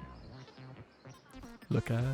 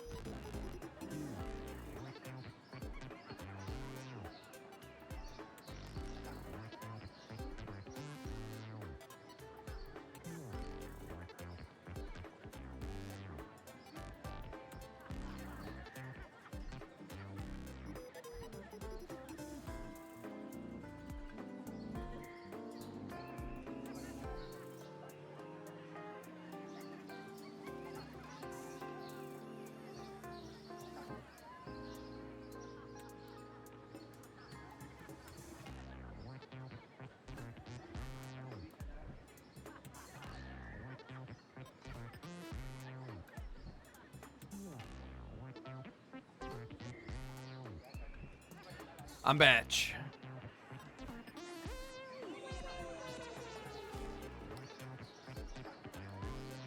Ba-ba-ba-ba-ba. Watch out, says I'm throwing distractions. He didn't even say anything yet. A show you wish you could watch again for the first time. Do I have a show like that? The thing about me is, I think a lot of my favorite TV shows are very reliant on when I watched them. I don't know if other people agree with this too. Like I'm at the point where, to me at least, it feels like all of my favorites are like stuff I kind of have had with me for so long over the years. That's what I love about them, kind of, is that we've been together for such a long time. So if I forgot them and rewatched them in my adulthood life currently, do I think I would like them the same as I did before? That is my disconnect with that question, sort of. But you know, let me think of one. I had one just on the tip of my tongue a second ago. So my stupid. Oh my god, this is such a dumb answer. Everybody's gonna be pissed off at this. My answer is City the Animation because that show I just watched not even a year ago. That show had such a stranglehold on me that it would be fun to watch it all again. And I also just watched it. I would forget it and watch it all over again. Is there anything from when I was like really young? Because again, like with a lot of shows, even something like Seinfeld, like one of the things, like what makes that such a beloved show to me is like growing up, like watching that with my dad. So if I forgot Seinfeld and I rewatched it these days, I'm sure I would still think it was funny, but it would not mean like the same thing to me, you know?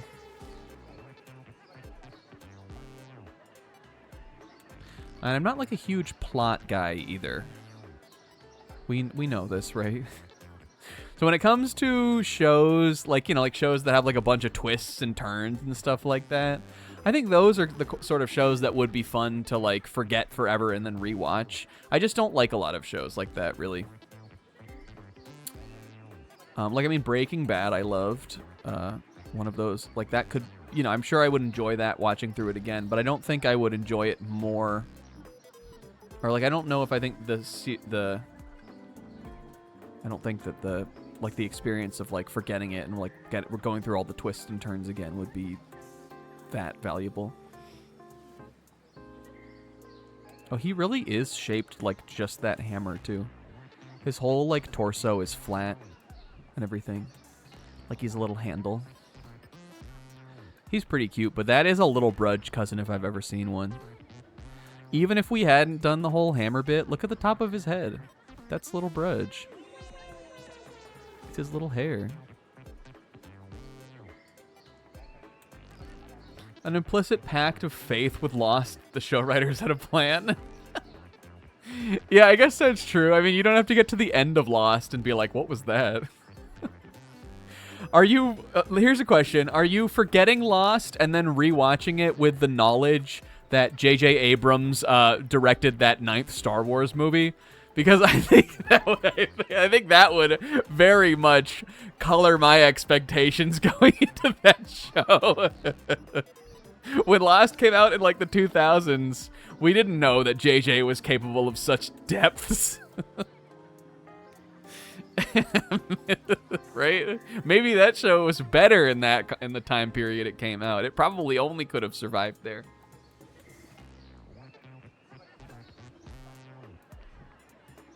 You know, I think I would rewatch.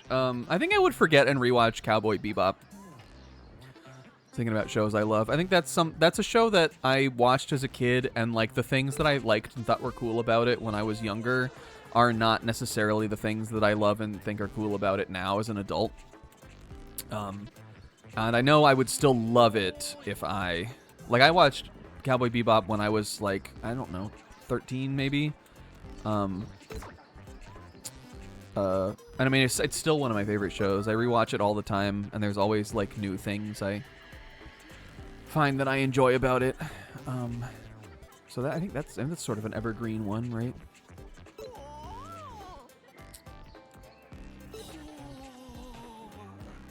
Code Geass rewatch. Code Geass is a good one. Sis, should we do Codecast before we're employed again? Sis, thoughts? Could I interest you in my favorite show of all time, Kaguya-sama Love is War? Will, I gotta tell you, I watched a whole season of that show, and I thought it was fine. Maybe I'll watch it again at some point, but I don't know. I just don't know if I think it's super high on my list.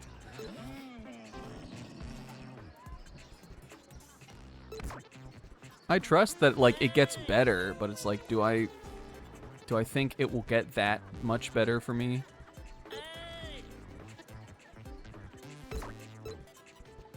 This guy is sumo wrestling a fucking Deinonychus. Who will win? What do you think, little Brudge? I think that you should watch Kaguya-sama. Okay.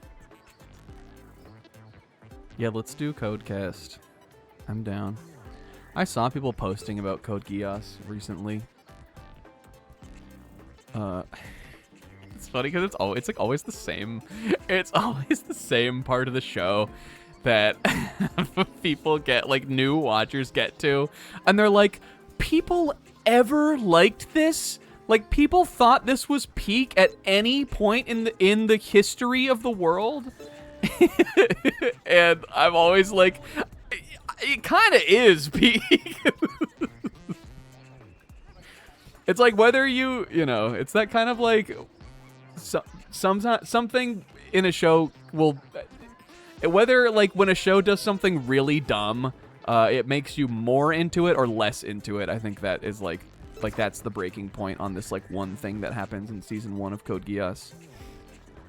When I watched that show, and I was also probably about 14 years old when I watched that, maybe 15. I feel like it came out in 2007. I watched it on Toonami as the dub aired back in the day. I thought that was there's like, again, there's a really dumb plot twist early into Code Geass. I thought when I remember as a kid being like, whoa, like going to bed that night being shocked about it. So I will attest that, like, yes, if you're a teenager, you would think it was like crazy, but now I like still enjoy thinking about that because it's so funny. And that whole show is like that. And that's a beloved show to me. I think I don't think I would go back and rewatch that one for the first time, but that's because I think I would enjoy something different about it just rewatching it as an adult.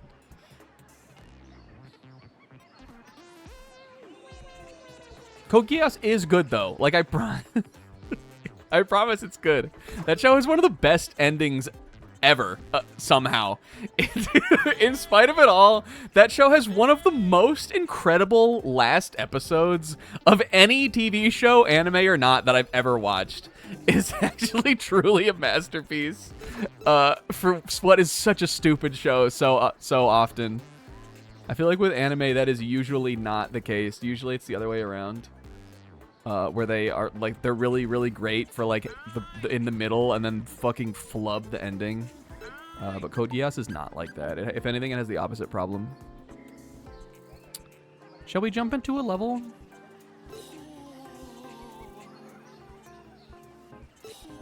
I think I'm giving Bebop as the answer though. I'm trying to think of other shows. I mean, like X-Files is a show I really like. I think I have watched that in my, I rewatched it in college. Well, a bit rewatched. I mean, like, I kind of watched it for the first time. It was the first time I had seen all the episodes. I watched that in college and loved it. And my love for, like, aliens and, like the fun stuff about X-Files, like the aliens and cryptids and all that. And the overarching, like, mystery and plot. I think I would still enjoy that in these days, too. This is not the question Sis asked, which is what show would you like the same as when you watched it as a kid? But I would choose to rewatch that show. That would be a good one. Cause that's just a show I like. We need a 2-factor for that. I had my finger move into the approve button too on it. Code Geass. Bebopcast, and then I can go snack. That song, I played that song every episode. Isaac, you played on Cowboy Bebop, the show? I'm calling you out on that. No, you didn't.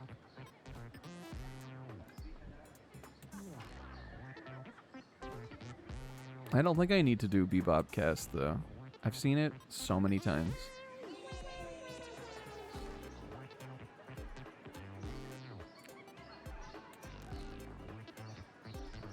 Cowboy Bebop pod the show. And look at look at him just daydreaming. Cute. Alright, shall we do a level?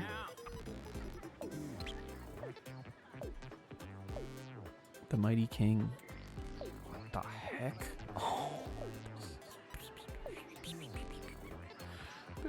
Oh. I'm so sorry. There's so many things in this game.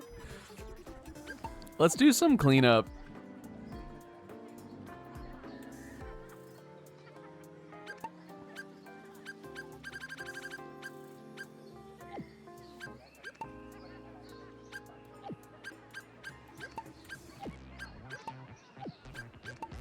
One of these levels we can go back to, right? This one. Freaking this one. Let's spend a little time in the seafaring zone. We're actually almost done with this whole world. There is one level we haven't done, but then we're nearly done with cleanup for build a ship and largest possible race. This one we did a bunch like a week or two ago. Let's do build a ship. I don't know where that one is either, so just take me to it.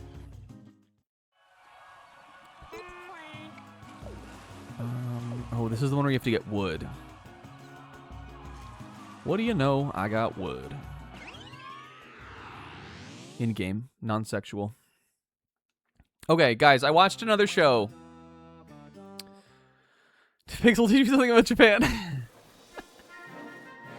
I was just thinking about the Japan trip the other night because one of our friends is planning to go. They have been before, but are planning to go back this year. And I asked them for some tips on things when I was going to go last year. But then they messaged me again and were like, hey, anything you guys did that you think would be fun? So I was just thinking about the trip because of that. Okay, there's apparently the crown is over there. We probably need to be big to get it. And the cousin's over there. All right. Okay.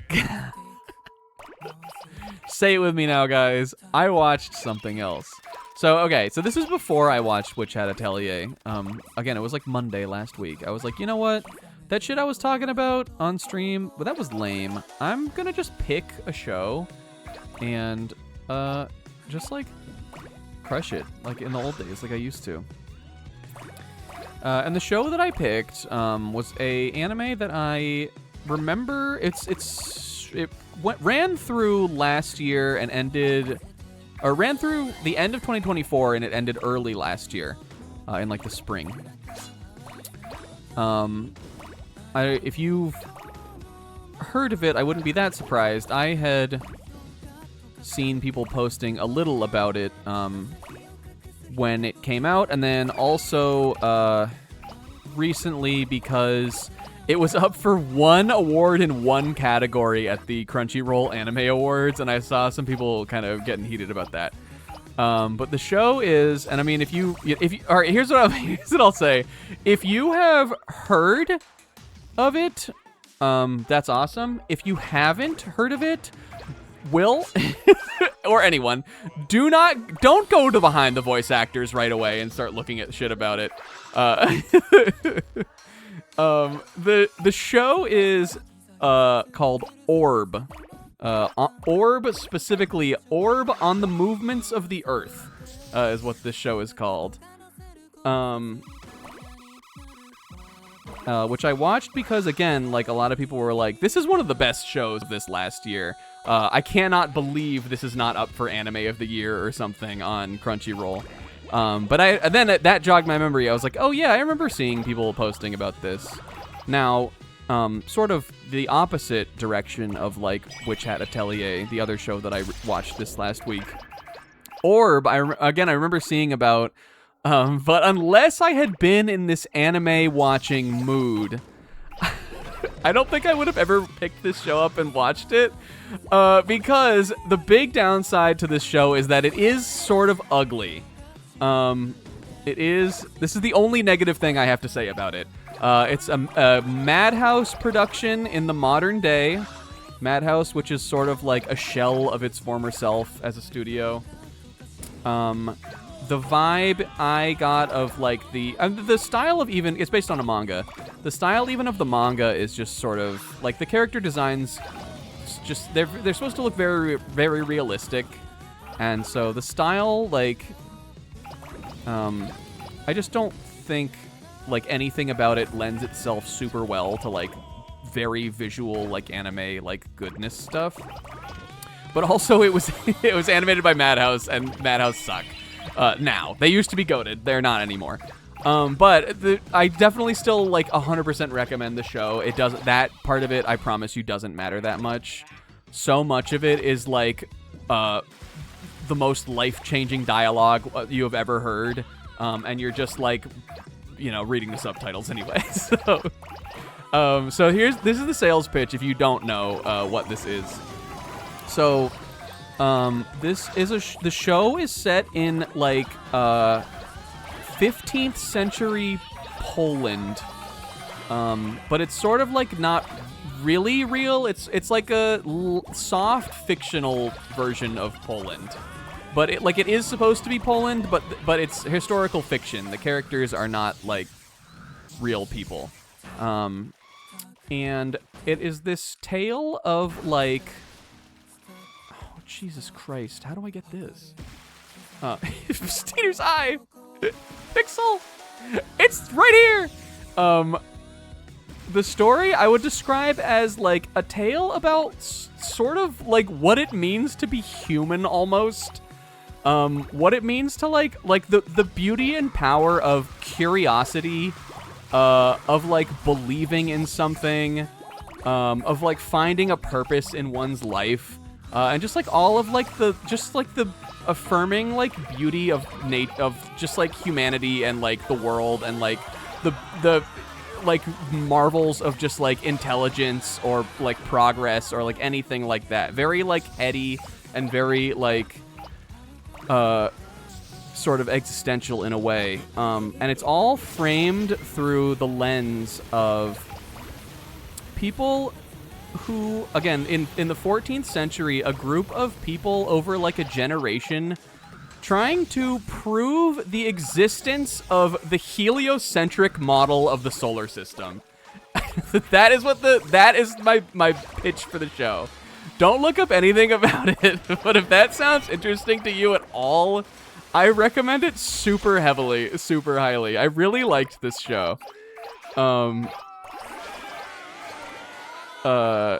It's, again, it's sort of like, the way I would describe it in a different way is almost like the idea of, like, the concept, the idea of heliocentrism, which meaning that, if you don't know what that is, that the sun is the center of the solar system, not the Earth, which is what people used to believe. That idea, that concept, is sort of the main character of the show, and it like, again, it like sort of like travels through time with these different groups of people and different characters and stuff.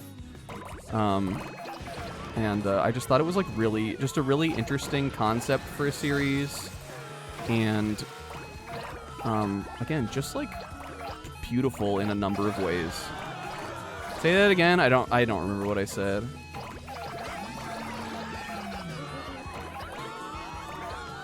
And with the anime specifically, in my opinion, it like one of the best things about it to me is it all sort of wraps up in this the bow on it and everything is all wrapped around this very like hypnotic opening theme that was like the moment that the show grabbed me was the opening that played for the 4th episode, where I had this moment where like almost out loud I was like, oh. And like that was the moment for me where it clicked, like I understood what I was watching, because I went into it with very like little idea of what it was about other than like the blurb, and I knew people liked it. But that's my recommendation for the week. Orb, it's 25 episodes. I crushed it in a week. It's on Netflix. If you're looking for something introspective and cool, that's one. Or you could watch Witch Hat Atelier. Or you could watch Jujutsu Kaisen. That people on the internet tell me that that's introspective and it has themes and such. But again, with so much shonen stuff lately, and then also all of the manga that I read every week, something like this is like definitely what I wanted. It's called Orb.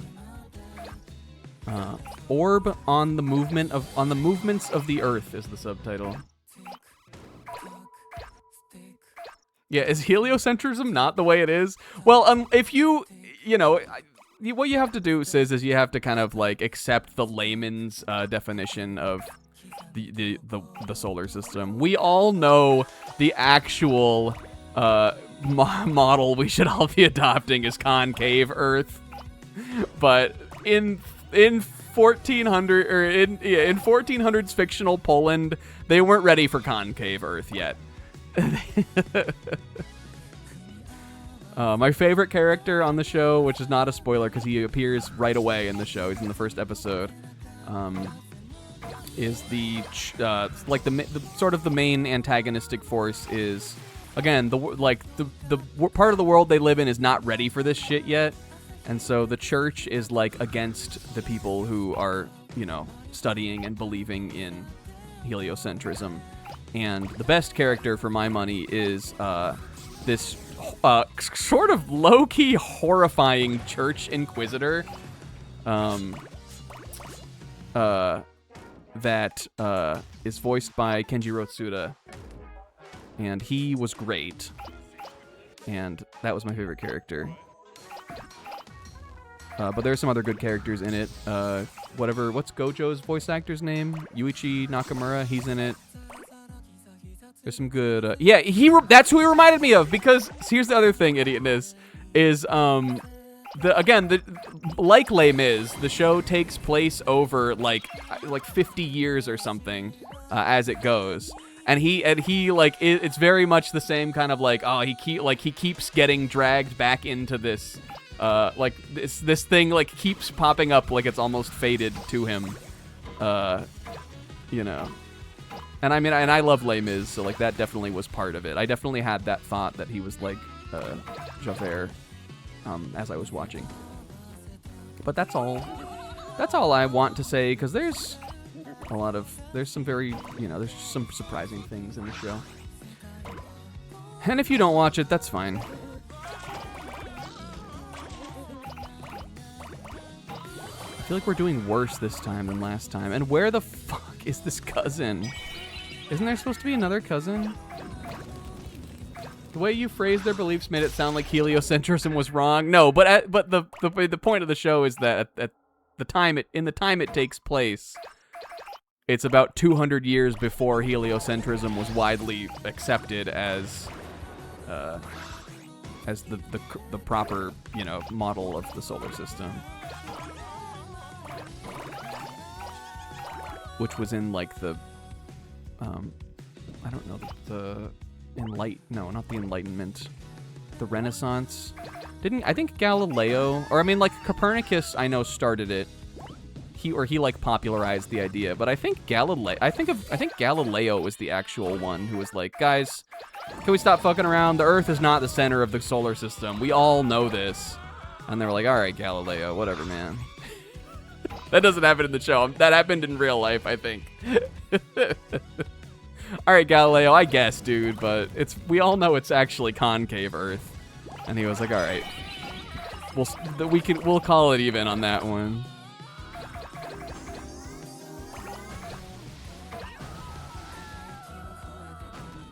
Cumboy Earth, basically. Fuck. Have we been on top of the Skull Rock? No, we haven't. Here's what I'm gonna do. I'm gonna grab the radar, and then I'm just not gonna pop it until we're big. That'll let me find the cousin we're missing. And there is another cousin, right? Hold on.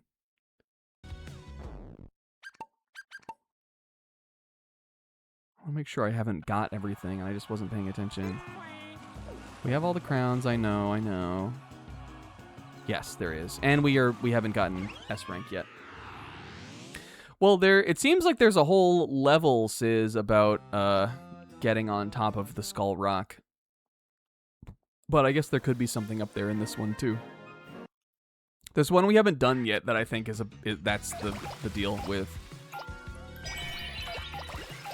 And should we get all of this shit out of the way? You guys, I watched another thing. It was called My Eyeballs Reading Manga this week. I talked about so many shows and stuff that I don't feel like I have a ton to say about this. One Piece was off. One Piece has a new opening and ending out. I actually didn't even watch the ending yet. I thought the opening was fine though. But that's all that there was from One Piece this week. The manga was off otherwise. My chapter of the week was Akane Banashi. Which I don't remember. I think I gave a chapter of the week last week to One Piece and that runner-up, but this chapter was better even than last week's chapter, so. So definitely that for me. right now, Akane is doing a performance where she is trying to. She's decided to throw chaos into the performance, but in a very calculated way. It's like her calculated chaos approach, where she's basically telling a story both cute and scary at the same time, depending on who is listening, sort of. Which is sort of meant to be her like big statement in this like battle, like so to speak, that she's in right now. And this is what I thought was gonna happen. I sort of thought this is where this was gonna go, but I didn't think it was gonna. I thought it was gonna be something that would happen like at the end, not yet. And so it's already happening. So I'm still interested in seeing like where things go. Otherwise, though, Ichi the Witch introduced some guys. They kind of introduced sort of like their like Les Mis Inquisitor character this week, I think. I think that guy who was talking to Moneygold is total bad news. He is gonna be he is gonna be a problem. That guy is gonna be a villain.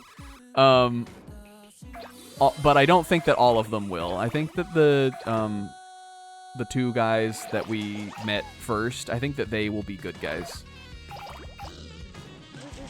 And Ichi met, they pulled a little bit of like a Jing Freaks almost. Or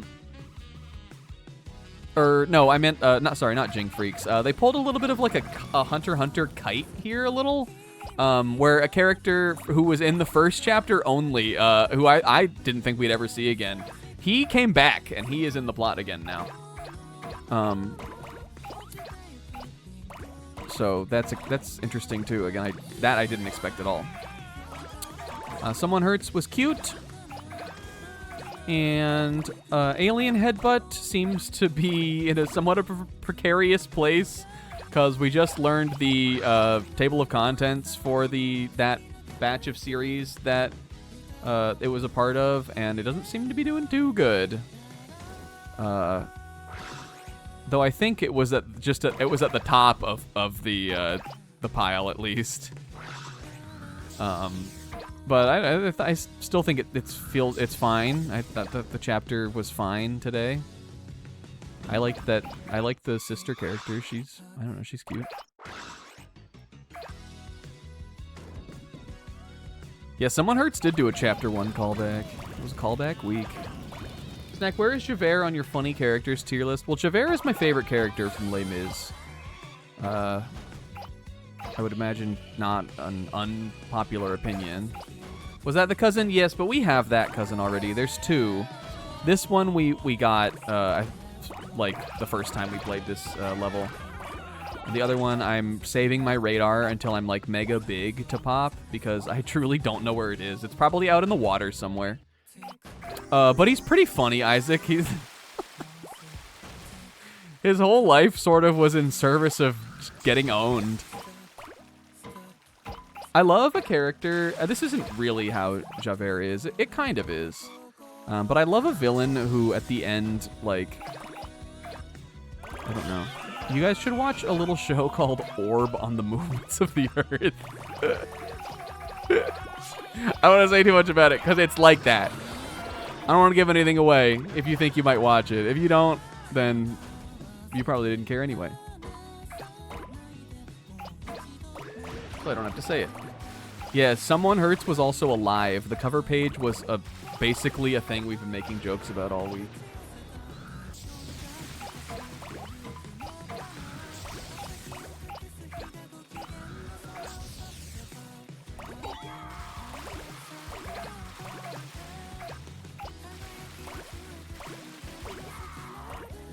An intellectual jobber. Yeah, I mean, he's definitely a jobber.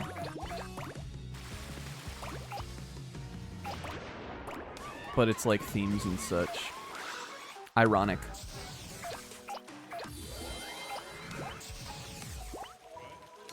And by that, I mean, like, I'm saying themes and such, ironically.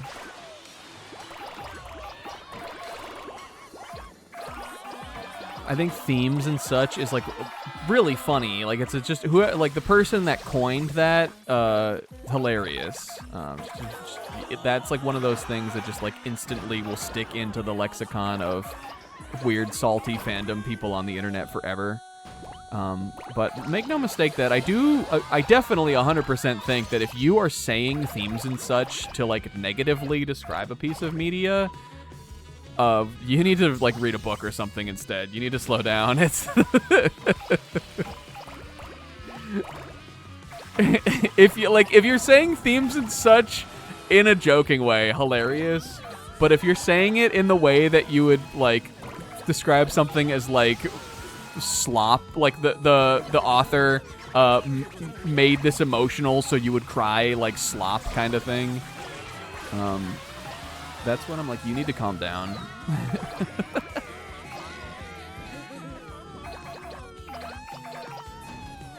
Yeah, if you're saying it seriously, you need to acknowledge that you are calling something slop. And that's not the right way. That's not a serious way to engage in any kind of art. Fuck, I got B again. We're running it again, guys. Speaking of slop, I am eating up the slop of Once Upon a Katamari. It's S rank or bust. We did get the Cuzzy, though, and that is good. That means I can use some other power-ups, which I'm sure will help me. You know what has themes and such? I don't even think themes and such is a good way to describe a show you don't like.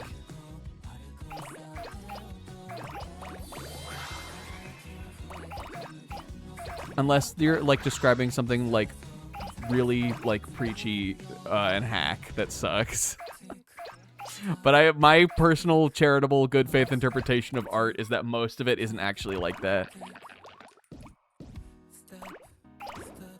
And even if it doesn't resonate with you, it probably resonates with someone, maybe someone younger or just someone who gets something different out of it.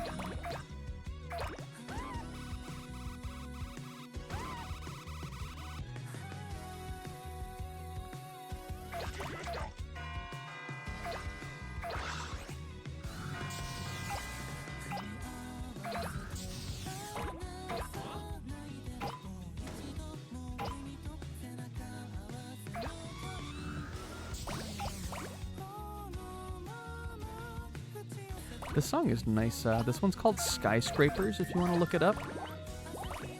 You throw it on while you're watching a little show called Orb on the Movements of the Earth. I don't know why you'd do that. It'd be distracting. I wouldn't recommend it, but if you wanted to throw it on, I'm not going to withhold the knowledge from you. Fucking... I'm sick of these hobby horses, man. Ooh, I can get the barrels now, though. I need to get this time break, too.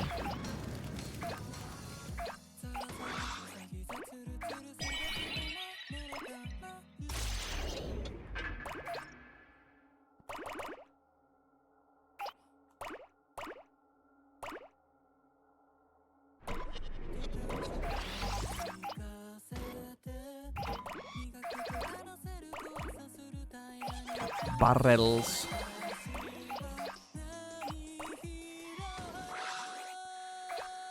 The other day I was thinking, I know I just finished this like whole course thing that I'm hoping to, pursue for work.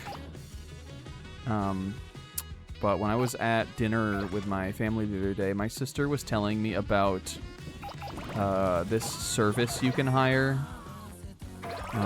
They have around here, but I imagine other places do it too. Let me know if you've heard about this. The service you can hire where you find... Basically, you as the business owner, the proprietor, owns a bunch of goats. And people hire you to bring the goats to their home and eat, like, the weeds and, like, ivy and, like, all that shit. Around your house. You show up, you leave the goats in their yard, they eat the weeds and the pests and stuff.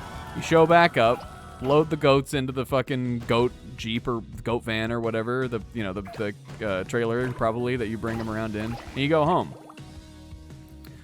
Now, do we not think that is hacking the system in an incredible way? All you gotta do is make sure the goats don't die. Feed the goats and have. I guess you'd need probably land to keep the goats. The goats are doing all the work in that job. My sister was telling me about this, and I was like, her boyfriend was there too, and we were like looking back and forth at each other, and I was like, fuck my dumbass life. This is what we should be doing. Let's buy some goats. Cause one, it sounds cuter. You're taking care of goats, but like, you're not like selling them off to like eat them or like kill them or anything. I guess you could milk them and sell goat milk on the side. Maybe there's a market for that at like a farmer's market or something. But like, one, the goats get a little tasty snack. Two, all you gotta do is fucking show up with the goats, let them do their thing, come back, pick them up, and leave with the goats.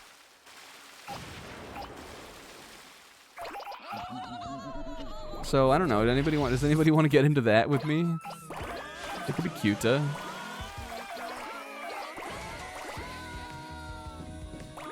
much are you charging for this? I mean, like, I don't know, but people, there's a market for it apparently. Apparently, it's popping off. Whoever it was that came up with that idea, I'm like, that's next level, I thought. Ooh, there's a lot of wood up here. Okay, I can get trees now, too. I think I'm going to go back to the island, then. And get all of the trees.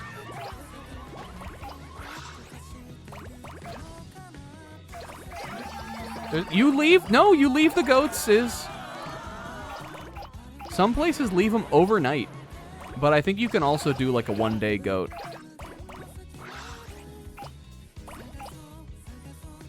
I guess it would maybe depend on like what the person's like yard was like. But when I was looking it up, they offered like, because again, like sometimes people got like a lot of shit in their yard. They were like, yeah, sometimes like you can have the goats overnight. And I just think it's cute. Also, what if you had a job where you took a bunch of little goats around just to eat things? That's so cute.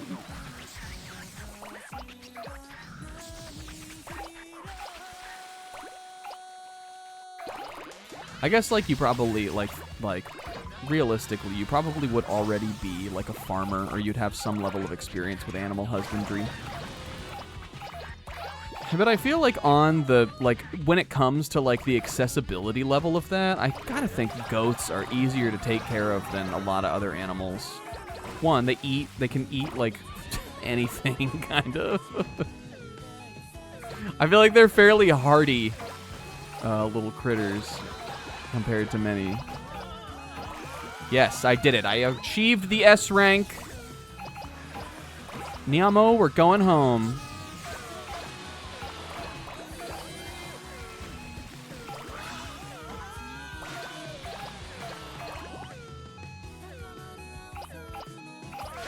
Yeah, and the stream is sort of like that. Oh, look at what a beautiful galleon.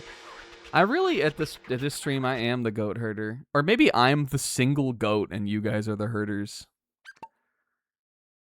I'm not sure which of those I care to admit is the correct answer. Speaking of weird businesses, there's one selling beekeeping services to business owners who want to keep urban honeybees. Interesting. That's kind of funky. Bees in the city get more diverse nectar. How could that really be true? I mean, I believe that, but I guess if there's just, yeah, I guess there's more, if they can cover the ground, I guess there's more types of flowers and stuff. Hi, hello. Who is this little guy? Cousin June. Oh. Frolicking among the whales. That's a wonder. June is vibing too. We already have Natsuo. One of the ideas I had today for the create a character cousin was I was like, what if we turned Nutsuo into burnt peanut? Because there's the little pinwheel antenna thing you can put on him.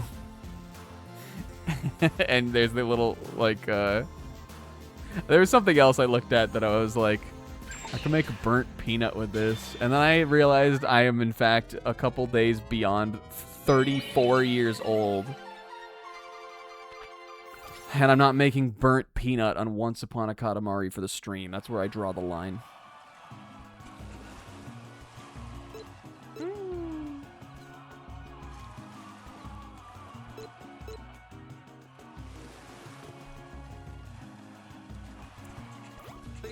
Urban beekeeping, that's a cute idea.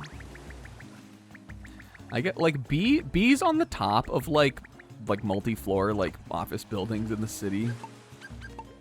That's living in the 21st century. That's next level. Guys, speaking of the living in the 21st century, I didn't follow this as it was happening, although I sort of wish I did. Although it definitely seems as though the more of this is planned. But the Artemis space voyage thing happened this past week. That's pretty cool, right? I was reading some stuff about it, like after, you know, that it was like it was successful and everything. You know, they touched down and everything. And like I know like a lot of this stuff is just like, you know, here's what we hope will happen, from NASA and all that. But I was reading into like the Artemis like plan, like the schedule for the future voyages and stuff. And it seemed crazy. The idea that like another human being may walk on the moon again, or at least I think in general, like I don't know. I know like the last time that we sent anybody there was in like the 70s, right? And then we were just like, no one cares about the moon anymore. We're not going back. But like the idea that like someone could walk on the moon again in our lifetime, if not in like the next decade, it's like crazy. or potentially for the first time. Do we want to get into it? Guys, poll. So can someone make me a poll in the chat? Who thinks we walked on the moon? I do. Hot take. Might be a contentious take here. I do, actually. I actually do believe that we went there. I know that's brave, but that's just how I am, baby. Question all that's known.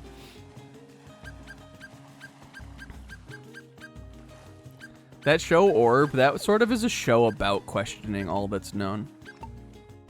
If you want another glowing recommendation, I'm playing as Dangle. Look at him! I'm playing as Dangle now. This little caveman pelt is hard to beat on him. He's so funny looking. But let's explore some other options. Like balancing log with shurikens on his head. Could be cute. Medjed. That's from Persona. Actually, that looks funny. Actually, though, also his head is so wide that he could probably hold the temple. I'm doing Medjed.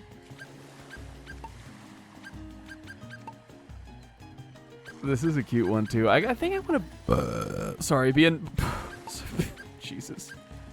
I think I want to be a more normal cousin before we do the dongo in the mouth. This is cute. I think I like this striped top. Just something little for him to wear. Dangle, what a crazy looking cousin. This is a Katamari cousin that they only could have invented in 2026. The series simply was not ready for his existence back on like the PS2 and PS3. Dangle is a cousin of the New Age. Sis, did a man walk on the moon? I want like a script, possibly. Or who made this poll? Was it Kingo or Sis? Possibly and no with 1 vote. I'm sticking to my guns. Kingo? This possibly sounds like a Kingo to me.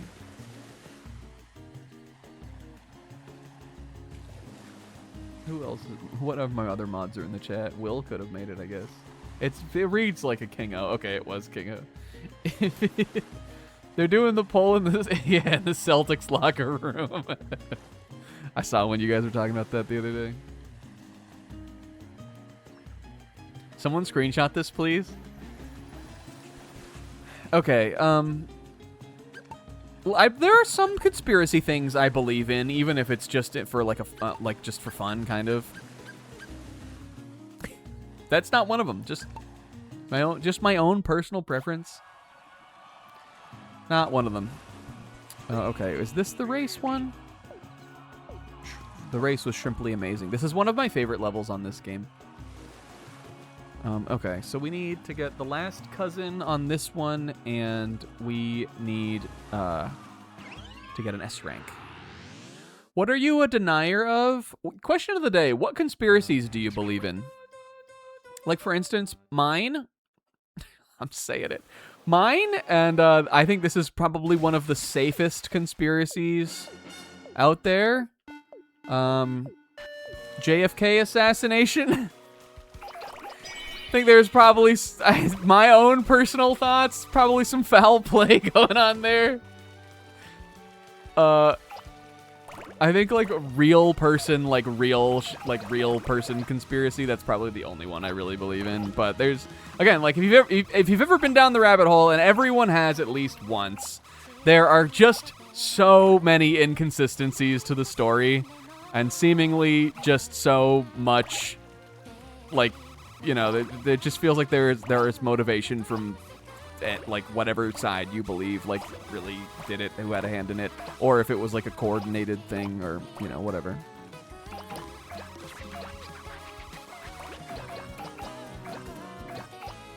I mean, there are other ones like that too, like in the same vein. You know, like the MLK one, obviously, which is another one that I believe in, except that one. That one feels like it's more fact than than conspiracy these days.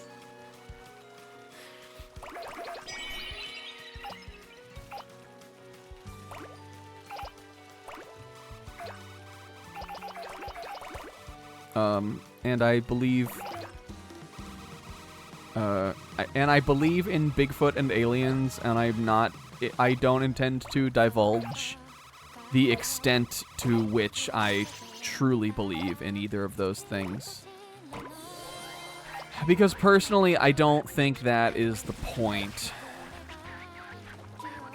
Just one of my own, like, life, kind of, my own personal stances on life.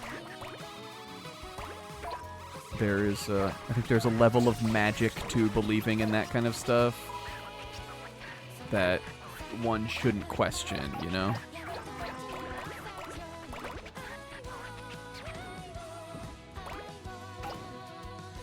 But I mean, I would call one silly for not believing that there is life in, you know, other life out in the universe.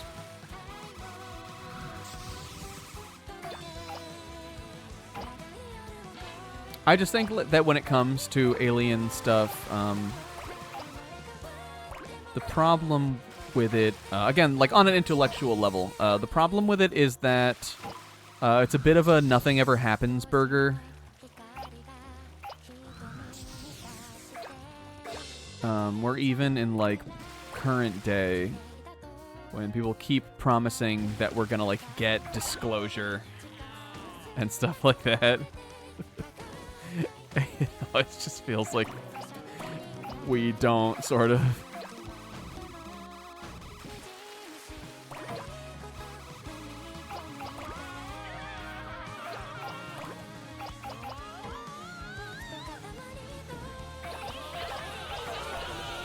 But the other thing about aliens is, like, if you're really into like alien stuff, there's a lot of like low-key white supremacy,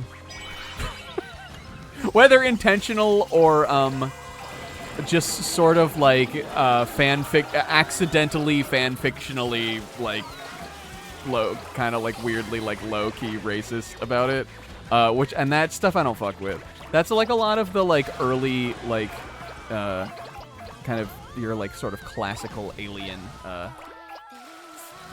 theories and stuff like that.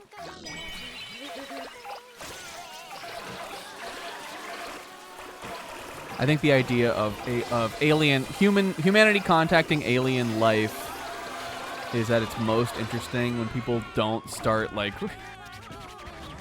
you know, just making their own bullshit up about it. As much as I love the Greys, and let me tell you, I do love I love me a gray Alamau alien. But when it comes to that, I think of that as like different than like entertaining the idea that there's life on other planets that we have potentially had contact with. I think the idea of like a gray alien to me is like the same as believing in Bigfoot, where like I would love it to be real, but I mostly believe in it emotionally. Is how I feel about it.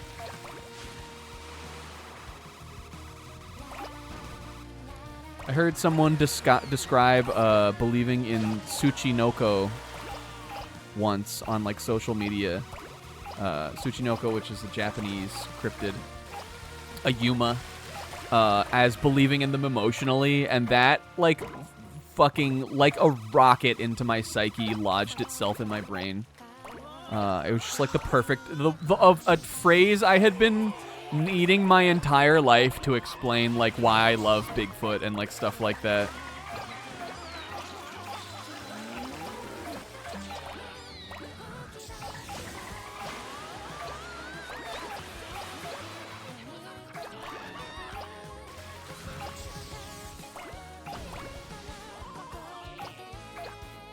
I know what my pet conspiracy is, and I can't think of one, which makes me worry I live an unexamined life. Bigfoot is definitely real, along with the chupacabras.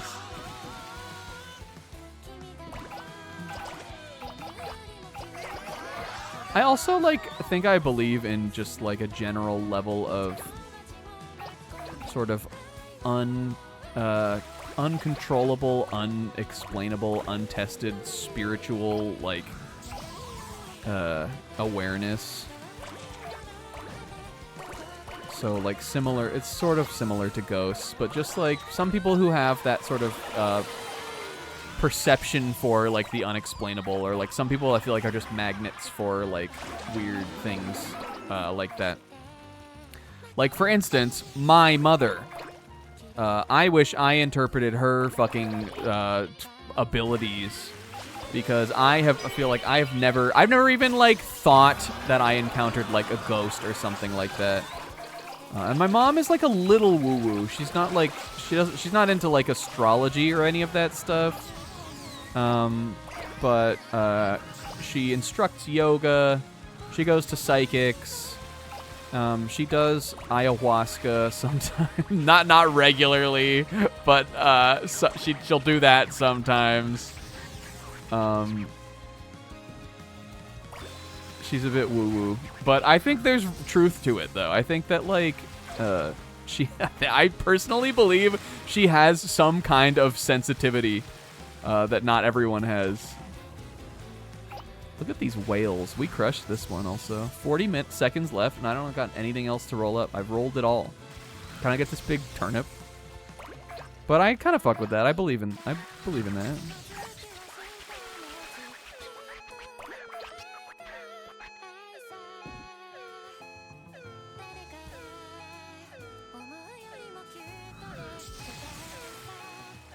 Roll me an octopus. I would surely love to see one. No, no, no, no. Everyone, go hang out with me and see my friends. And everybody come be my friends. We'll all roll up into a big ball into the ocean.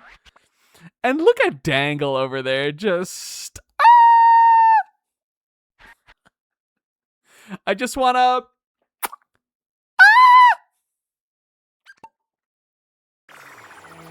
In this level, I guess they all have a little ship they ride on, which is actually crazy.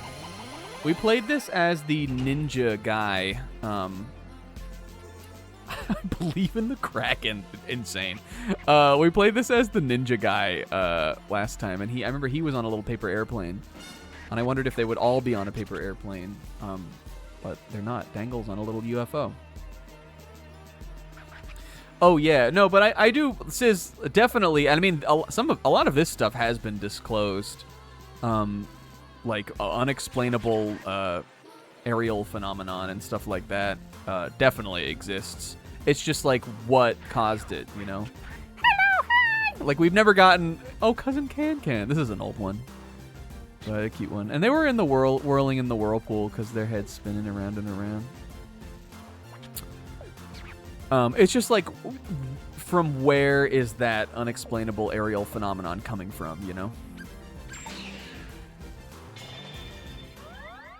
Is it truly visitors from beyond Earth, or is it something Earthbound, you know? Or is it like something from the video game Earthbound?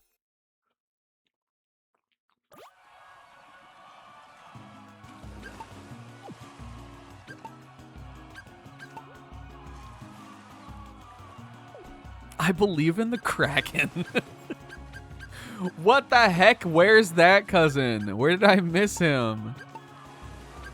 Maybe he was this one. It could be Kevin, Jendi, Adams, or Dirt now. It's true. It could be Kevin, Jendi, Adams, and Dirt all piled into the Skyrunner.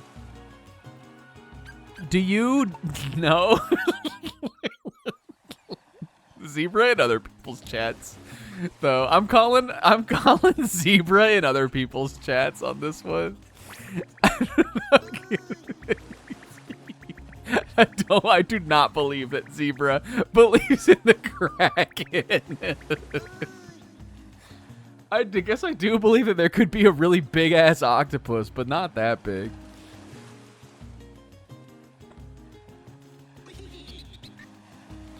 Can you see me? Look, he's a ghostly sailor. Could I ask a favor? Yeah, Zebra, don't talk about that shit on the cruise. That's bad sailor juju. The Kraken. Sorry, I should introduce myself first. As you can see, I'm a ghost. But I used to be a pirate. The thing is, I lost my skull. Well, that's one way to become a ghost. I need to find a skull, please. My life depends on it, even though I'm a ghost. Katamari on the dune. You know what? It's been long enough. We can play a little baby jam. Listen to this song as we play this level. And, tell me it's not a baby jam. Lately, we've considered taking up diving, as a hobby.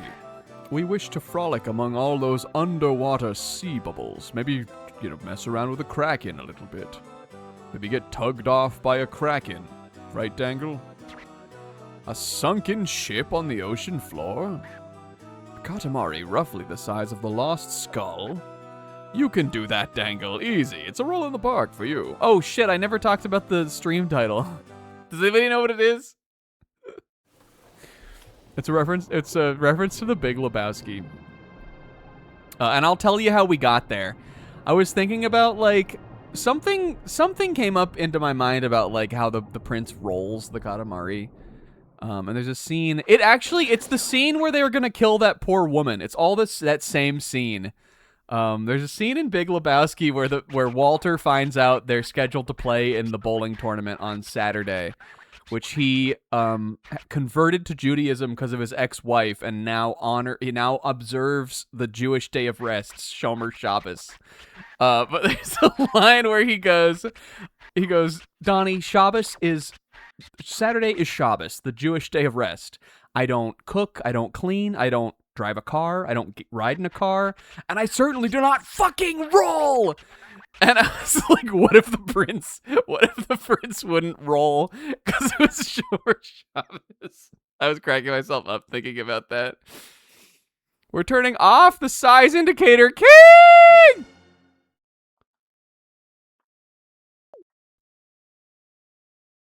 All right, Dangle. Baby jam, jam, baby jam.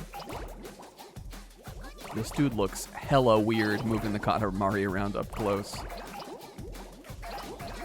In a way I fuck with. Look at these guys, too.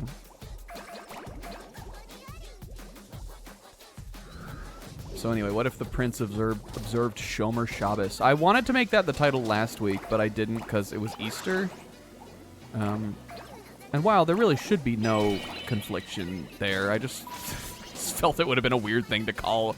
I felt it would have been a weird thing to call the episode on Easter. And we also already had a title.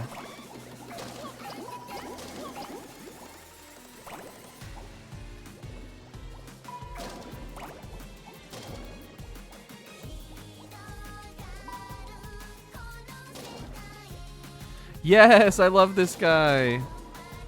The tennis ball guy. Marnie. I don't turn on. I think my favorite my favorite is I don't drive a car. I don't ride in a car. He doesn't do anything on Shomer Shabbos. He doesn't ride in a car. It's like such a there are like, again, like, it's a funny movie in general, but that one scene has like all of the funniest lines in it, kind of.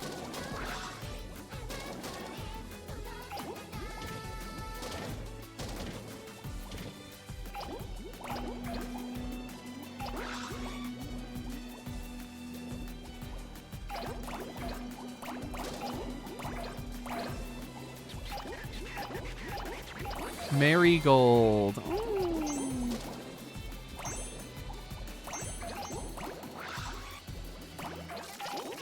Says, if you heard there was a character in Ichi the Witch named Moneygold, Miss Moneygold, would you just like answer like what you think right now? Off the dome, without having seen her at all, would you imagine that she sounded like how you imagined Miss Moneypenny sounded from James Bond?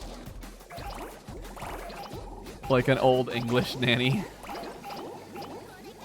Okay, well, yeah, I mean, you would be right. Also, why would something like that be in Ichi the Witch? But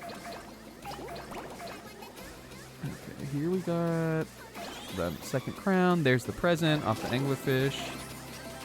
And this is, we're doing another just right size. Which I don't care that much about right now. Because, I feel like we might already be beyond 25 centimeters. But I want to find the last crown, so I'm just gonna do that and then like submit, and then we'll do. We'll just do it again.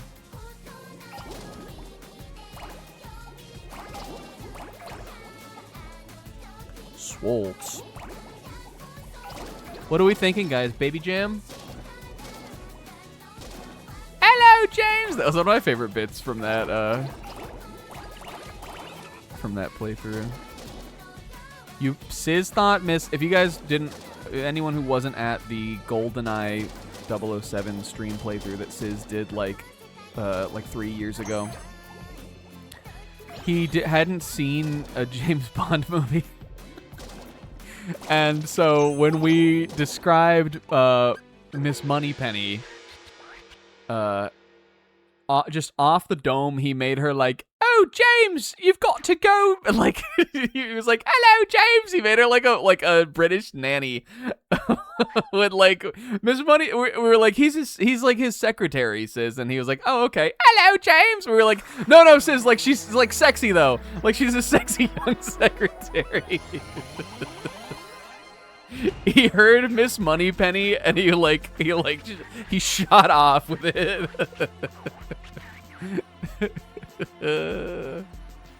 King, you said you wanted to come down here. Is it skullish enough? We shall see. Close, but not quite. Dang, we were pretty good then. I undershot it. I thought I was just a little over. It almost looks like a skull, yes? This Katamari, save that one. Mark it fab. With a tad more effort, however, your skull could have been perfect. Yes! Yes! A pirate hat? Fabulous! I had a pirate hat like that I wore to like 4 years of conventions back in the day. Hello, hi, hello, hello. Cousin Marnie, what were you doing on Earth? Exploring the ocean floor? We have no idea what you're talking about. All right, King, I'll throw it up for now, but I'm going back in. Hey, Will, good job eating that Brock. I'm eating my Brock Todoroki.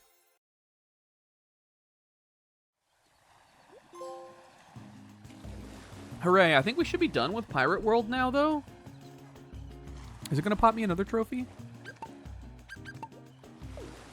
Okay, there's Marnie. So what am I missing then? I think it's just crowns, isn't it? Isn't it supposed to be all crowns? Again, I used to wear a pirate hat like this to every convention, so much so that I birthed a alter ego out of it, whose name was Captain Crunk. He would get really drunk, and he would run around in a pirate hat. Sometimes he would play in a video game, Name That Tune, panels. Sometimes he would just, he would be around and be a fucking menace to society. And even though Captain Crunk is retired now, I think that stuff never truly leaves you. He's still sort of in there. I fear doing any poses with Dangle. His arms are so long. Look, he waves with his foot. Oh, Dangle! Look at that! Look at those toe points. He's so cute. Look at him vibe. Yes, and that's true. We stole the name from something that we used to call Captain Crunk, which was the pirate from Donkey Kong Country, Legend of the Crystal Coconut or whatever, whose actual name is Captain Scurvy. But we thought, I think Gigo was like, what's his name, like Captain Crunk? And then it just stuck. And then I became Captain Crunk. Let me look at the scroll. Oh, this one is crazy. This one is so silly looking. Let's equip it. This is like the I'm drunk dance and I'm the prince. Do I have the pirate world? Yes, okay. Yeah, alright, I guess we have all the crowns in the Voyage at Sea. So, I think we'll hit the save yoinky. But the stream ain't over, kids. We got at least another hour.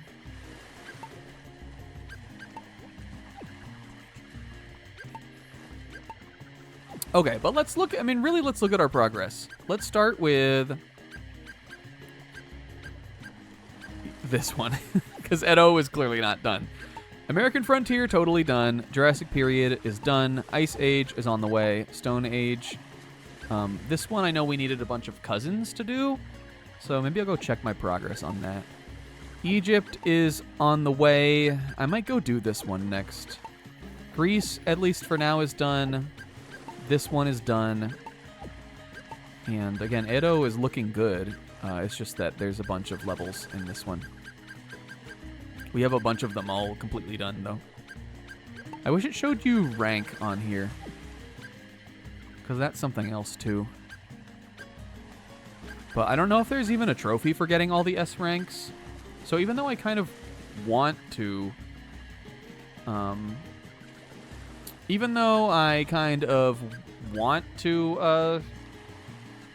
I trying to say? Want to get all the S ranks on everything? Maybe we may not necessarily do it, but I feel like also at the same time we've come so far on it that, we've come so far on it that it feels like it would be silly not to go all the way. Let's do a perfect size coffin though. I have one. Hemingway was a 2 on the Kinsey scale. He was so aggressively masculine it feels like he was compensating for something. Is that Kinsey scale, like, were they secretly gay or, LGBTQ in some way? Because I have one of those, too. And I think it's a little, like... I mean, you know, not that there's anything wrong with it, obviously, but it's... Personally, to me, I think it's a little weird to, like... You know, it feels a little like real person fan fiction, that kind of stuff. But I have one of those. Can you guys guess who you think it is? It's a very snack answer. We'll start this level and then we can reveal it. Desert is hot, isn't it? But at night, it gets really, really cold. Could you make me a cozy coffin to sleep in? I'll sleep like a baby. It is John Lennon.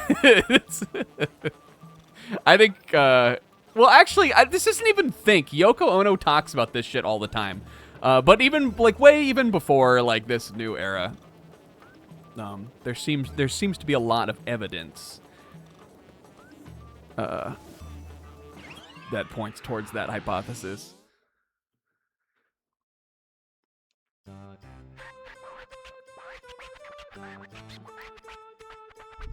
We are having trouble sleeping.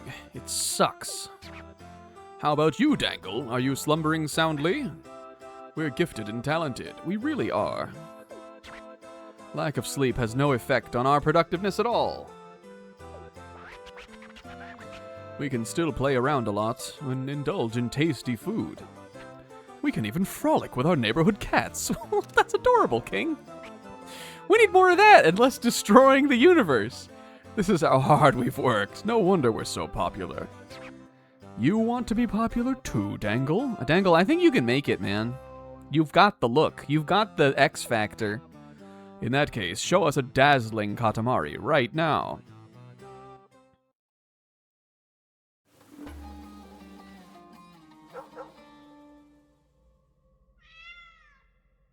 And there is a lot of, like, on that topic, there certainly is a lot of... This is actually, to me, truly, one of the things that I think is just beautiful about something like the Beatles that almost sort of transcends, like, just a band whose songs you like and is, like, something that you can dive into, like, a hobby almost, like separate from music even, which is sort of how that they are for me. There are teenagers out there today on the internet still shipping John Lennon and Paul McCartney. Isn't that kind of incredible? Isn't that kind of amazing? Paul McCartney is like 83. John Lennon died, if we just like take like round, almost 50 years ago. No. Yes, almost 50 years ago. He died in 1980. And people are still out there shipping John and Paul together. Young people, like, in 2026. I think there's definitely a beauty to it, I think. It's one of the things I love about the Beatles.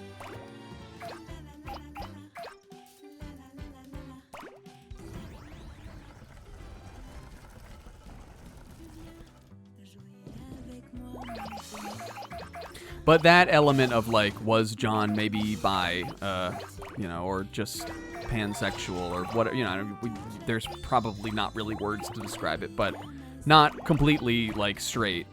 That is definitely a huge element, I think, of the, of what adds fuel to like, to the fervor of people, like that, you know? When people find that there's, like, when people, like, realize there's evidence, then it really becomes...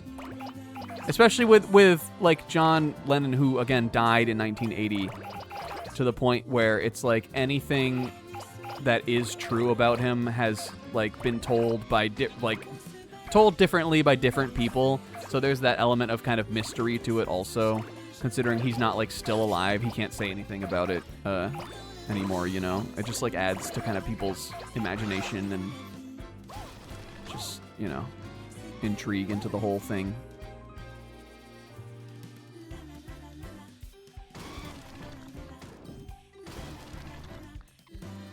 Hello. It's Dieter.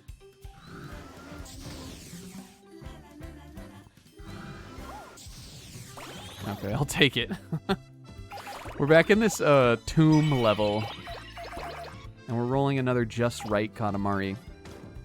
And it seems like there are maybe switches in this? Like there are levers in this one? There are levels to this? How do I get through the moon door? Do I have to get the moon key? I think it showed me at the beginning of the level, but I didn't clock it completely. 2 meters, though, is like fairly big. Definitely don't think we're there yet. Jeff Grubb says Fable might be deleted in 2027. I believe it. Hey, did you guys see... I don't know what you think about this, Will. Did you guys see this post about some Twitter account reported it. While I don't believe this is actually the case, I do believe this could be, in a roundabout way, the case. That a lot of that Nintendo stuff, people are saying that, like, a lot like the Star Fox leak or the Zelda thing, that was info leaked by Nintendo to, like, weed the leakers out. Have you seen this stuff? I don't think that Nintendo did that, personally. But what I do think is a leaker could have put that info out as an excuse for being wrong. Is all I'll say. I think that info, in the same way that any person who's leaking things on the internet that hasn't been 100% correct about things, I think that there's always a chance that is the case. And when info is wrong, everybody wants to continue to be trusted. But it could be real also. I mean, again, it is true that, like, that Star Fox, like, I could see a Star Fox game coming, definitely, because people talk about there being a new Star Fox all the fucking time. Yeah, I think it's pretty well documented that someone was working on a Star Fox something at some point.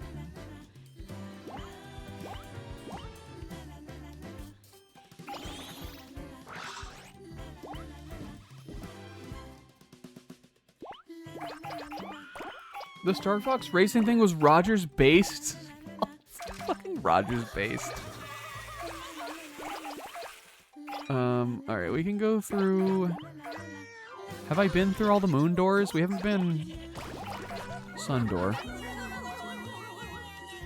Oh, I just realized I didn't jump back into that other level where we got an A rank.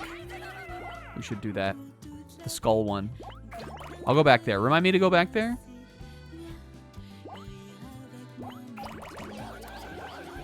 The Star Fox... Yes, I like this guy too. He's cute. Do I think I'm 2 meters?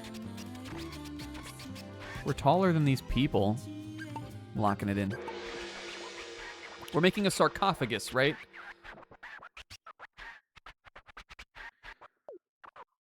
Keep those fingers crossed. Come wait, it's a surprise till we get home. I mean, I do think the stage is set for there to be a new Star Fox game because of the Mario movie. That one I'm totally fine with. I don't want there to be an Ocarina of Time remake, personally. But that's on me. Hot and ready, Katamari. Are your measurements just right? We can talk about that, but I'll do it later. C! I went over. 30 centimeters over, and you're calling it a C? Fuck you, King. Maybe it's like, it like ranks up to it and then it ranks down. Look at this fresh little like grapevine that our cousin is doing also. Look at his little jig. Anubis mask is a present.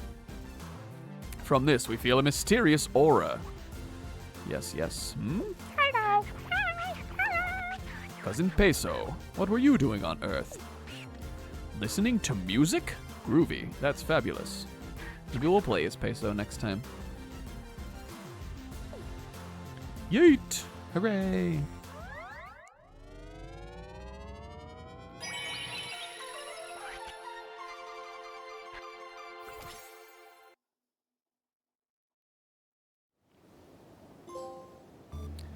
Yay. Hey, we did otherwise good on this level, though. And is this another one? What is this? Oh, wonders. Oh. Oh.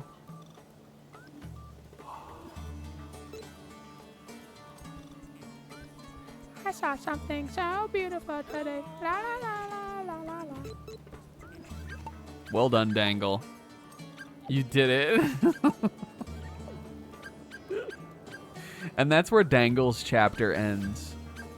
We're playing as Peso.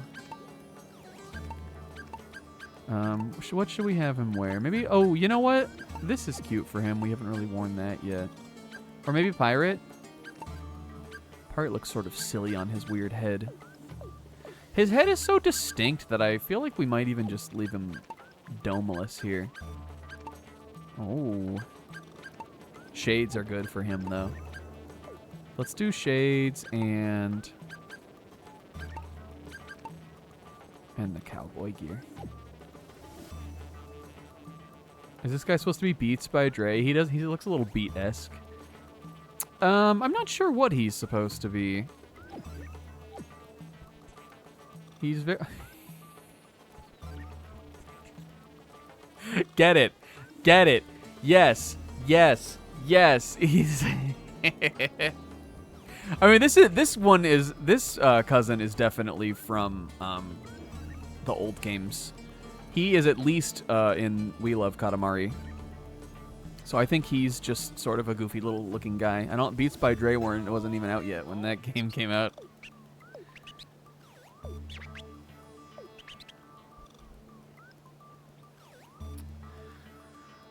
Yeah, I mean, one, here's my thing on the OOT thing. First of all, OOT is probably tied for my favorite game ever. There are like top three up there, and that's one of them. I play it usually these days at least once a year, though that's mostly because of that's mostly because of Archipelago, because I love to play the randomizer casually for that game. And so whenever we do like an AP, I always play that. It's easy for me to play. I know the game, back to front. I know everything about it. Kind of, except for all the things I forget all the time, but that's just sort of how I am. But it's one of the games I've played the most and know the best and like love the most. And even though like I'm not like, oh well, there was already like a 3DS remake of OOT. We don't need another one, because I don't like really think that the 3DS version of that game is fine, but if I was gonna recommend that OOT to someone, I would still recommend the old version. I would not recommend the 3DS one over the N64 version. That game has a PC decomp now. That's what I would recommend if you're like savvy. Otherwise, it's on the NSO service. I think it does at least. Or at least they were working on one. Does it? I think it does.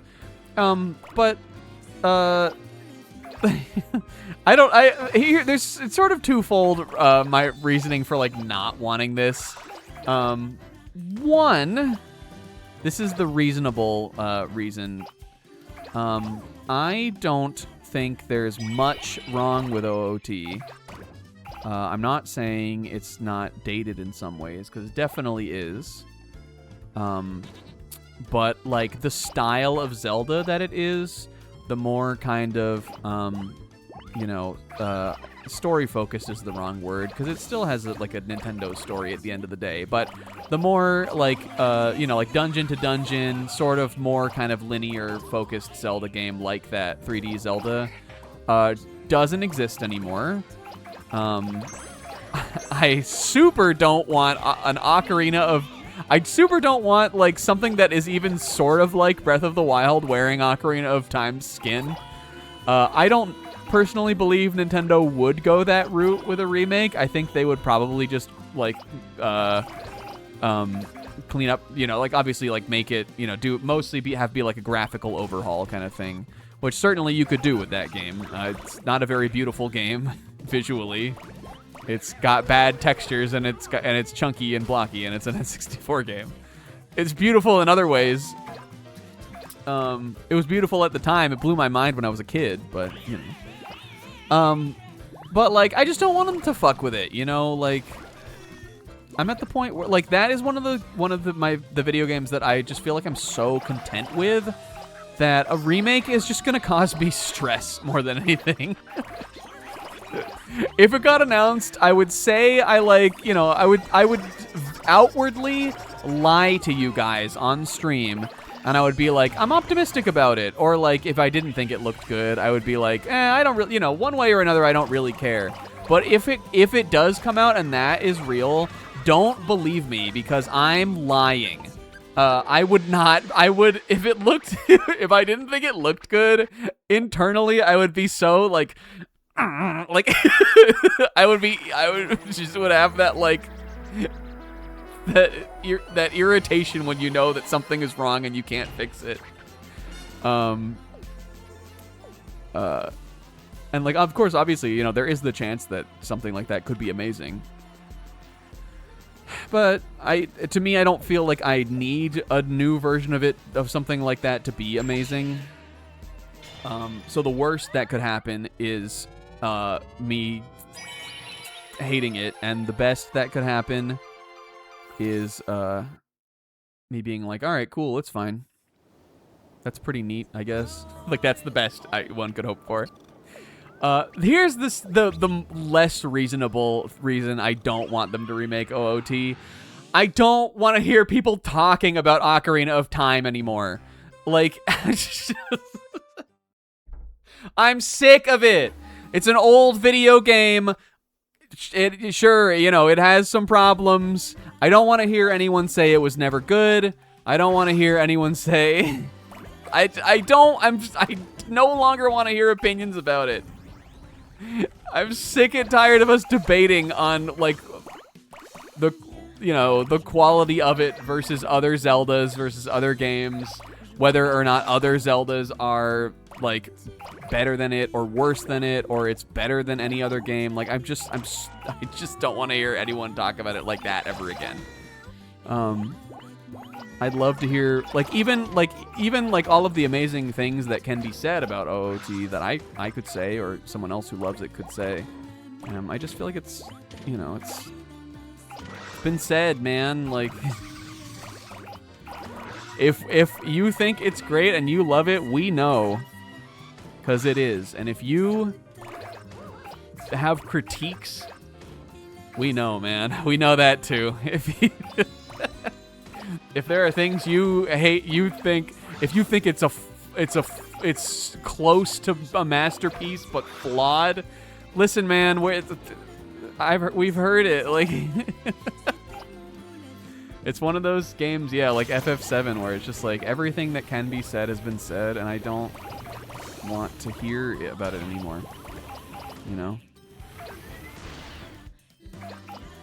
And by that, I specifically mean, like, if I don't want to hear people on the internet talking about it.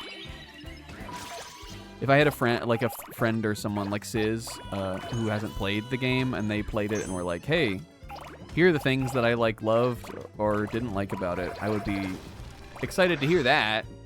Yeah, so I wasn't even looking at the chat when I said that. I don't know if that message came out before I started talking that Sizz put or not. But if Sizz played it, or anyone I knew that hadn't played it, and they had thoughts about it, that I would want to hear. But I just don't want to hear strangers talking about it anymore, is what I mean.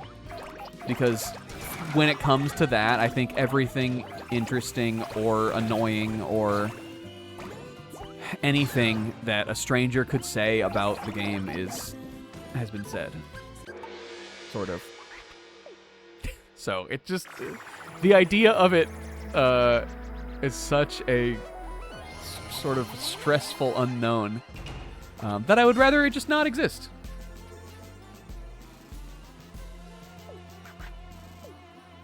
What did we get? Oh, wait, I got close, though. Fuck. How close do I have to be to get S? Like, within a couple millimeters, centimeters? I got so close. I got so close.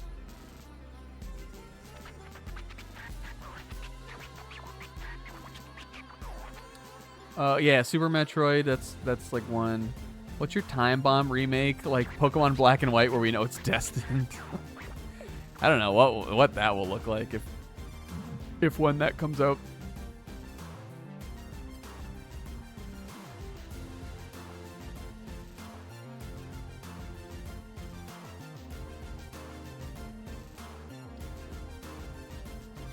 Yeah, Super Metroid, like, again, it's just a game that, to me personally, I think has so few flaws that I think even if you remade Super Metroid and made it feel kind of smoother and slicker like the new Metroids feel, I don't think you'd really gain that much even, you know? Like, I think what's cool about that game is that it's the only one that's like that, you know? Does it control a little clunky, or you know, just like does it not control like the newer kind of smoother Metroids? Yes, that's true. But also it has better 2D map level design than any of the newer Metroids, and it's the only one where you can fucking go anywhere you want because the wall jump is fucking coded like that. So. So no, never remake it because you lose all of that cool stuff unless you just put all that cool stuff in it again. But I just think that's hard to do. You know, it is floaty and like a little like stiffer, but because it's like that, you can do stuff in Super Metroid that you can't do in the other games. It's the only one that feels the way that it feels.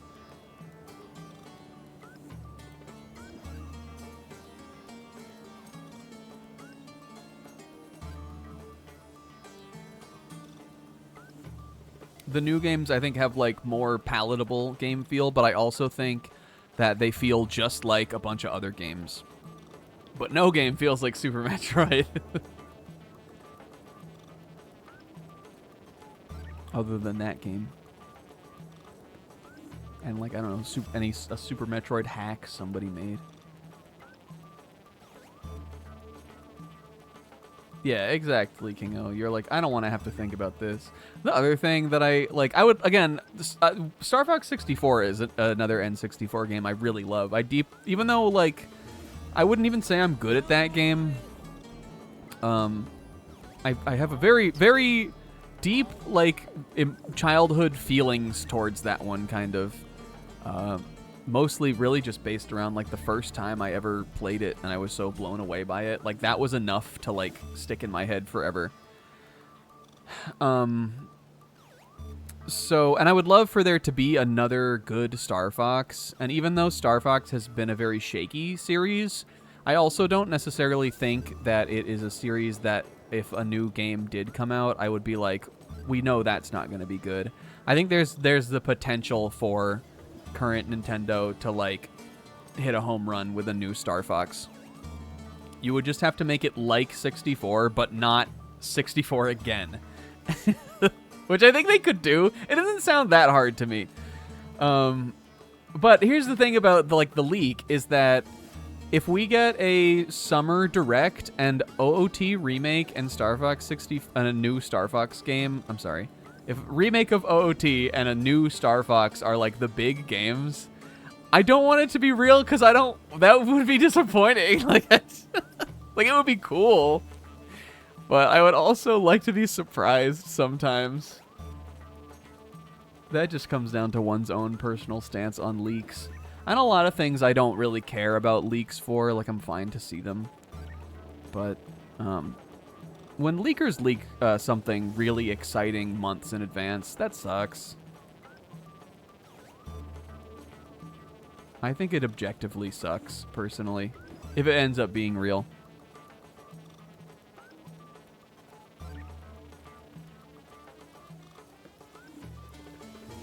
Thought Silent Hill was going to be one of those.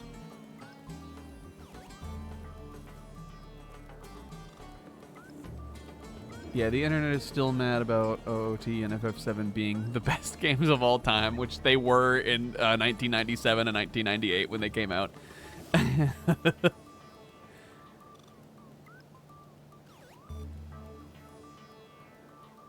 If Tim Robinson used OOT as a thinly veiled excuse to discuss his childhood. Tim Robinson? I would watch that too.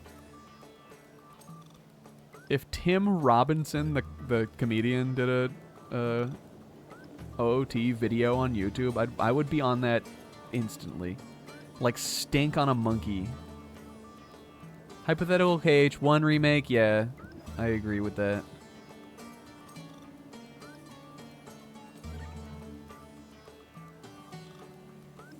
The thing about a KH1 remake also would be like either Square would put it on like one of their like crummy teams, or it would get in the way of whatever the theoretical concepts of a plan that the Kingdom Hearts pipeline has. This would be something no one would ever want.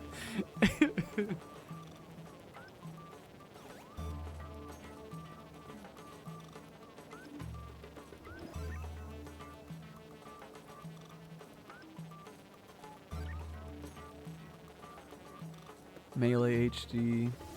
Yeah, like, why would you want that? All of the interesting things about Melee would probably not be preserved in something like that anyway, so what's the point? Melee HD, I feel like, is one of those things that people, like, talk about wanting that don't follow Smash or, like, don't, like, play the game, you know?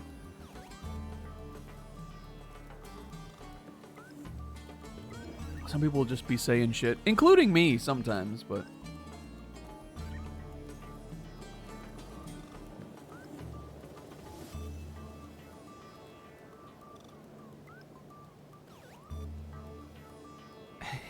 Reload broke people's brains.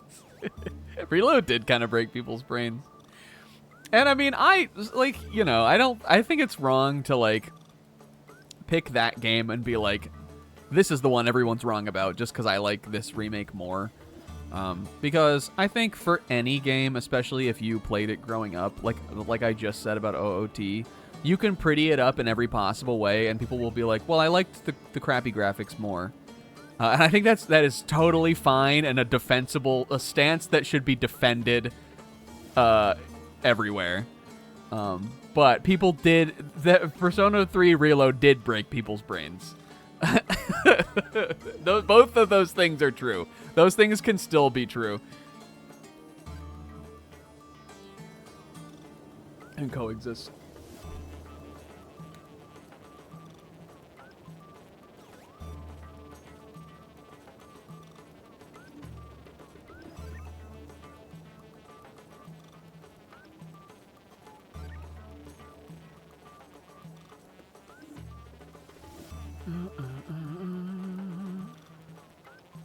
I would put off having a mind-blowing orgy with all the hottest celebrities if it would somehow benefit the production of KH4. That one is a bummer. It really, like, for the first year or two after that got revealed, it seemed like the pipeline would be faster. And I mean, I guess I do think KH4 will come out closer to its announcement than KH3 did to its announcement. But at the end of the day, that's still not great. You could have that and have it still take fucking years to come out, you know? Okay, I am going to use my Steiner's intuition, and I'm going to get exactly 2 meters. 2 schmeters. 2 smeters. Smeedenist, right? I'm gonna be... I hope my dream when I grow up is to be 2 meters tall. A smee for you and a smee for me, baby. Smeedenist. I like these little hyenas too. Cute too. I like hyenas.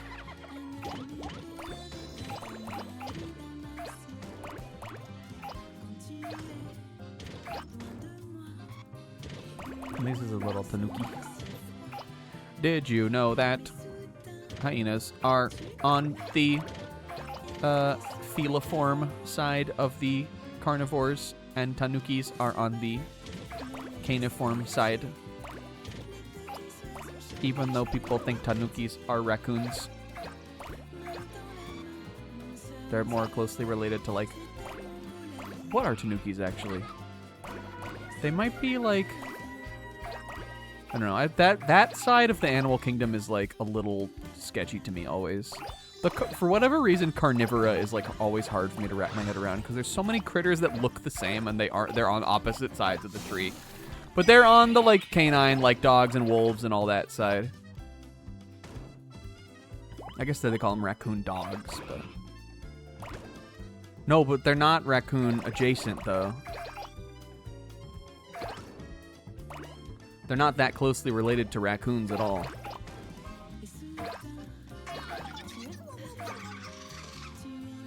Chopper is a reindeer. It's true, and he's cute.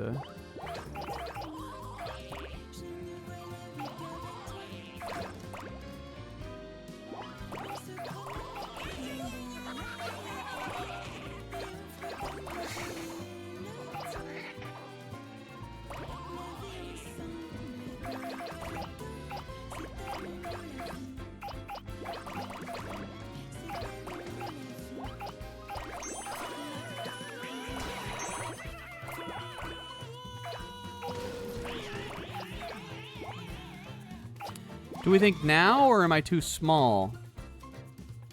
How do I look compared to the creatures, to the humanoids? Maybe if I grabbed one humanoid, I'd be big enough. Done. I'm doing it. Not excited for the funkification of Chopper. I don't think we have to worry about that, really. In the anime. I thought, for whatever reason, I thought you meant the live action. Yeah, Chopper gets funkified.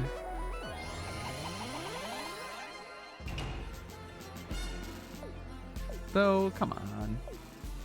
I would argue it starts happening in Drum Island. I think even in that arc, he leaves that arc looking a little different than he enters it looking. But it really happens around, like, Thriller Bark, I would say. Even though I personally think he's at his cutest in like Skypiea Water 7 kind of era. And he's already pretty funko-fied by then, I think. I undershot this one even more.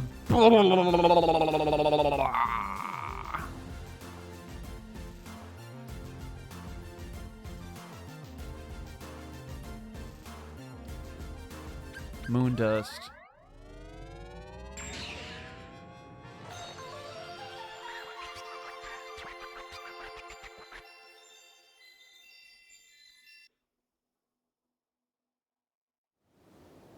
Maybe I should maybe we need a change of pace. Let me go to that other fucking level that's almost exactly like this. And then, I usually like to end it off with some progress. Is it Edo where we have progress to make? What's my current goal? Yeah, roll as large as possible, 5. What was the other one we just did? This one, right? Perfect size skull. This one is quick also. You have to be less big on this one anyway.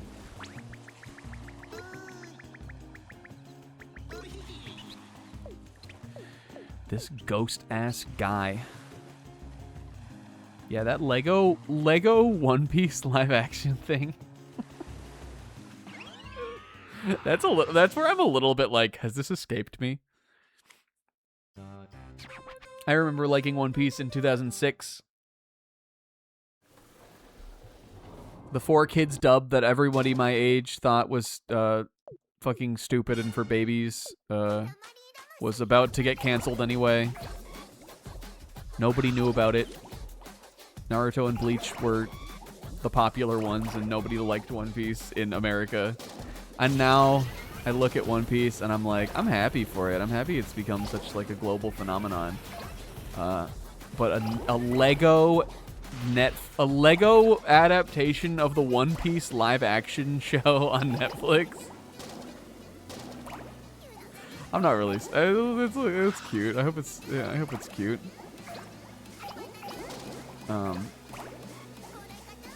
But it is sort of crazy to think about. I also have a One Piece Lego, so like, you know, I totally get you wanting to push that stuff.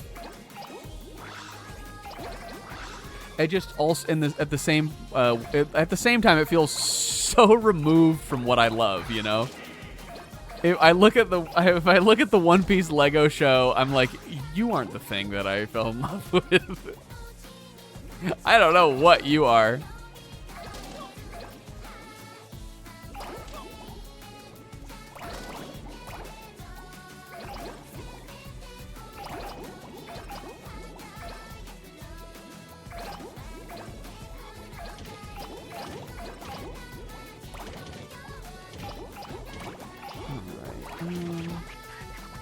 Glug, glug, glug. Squid ink? Shut up, King.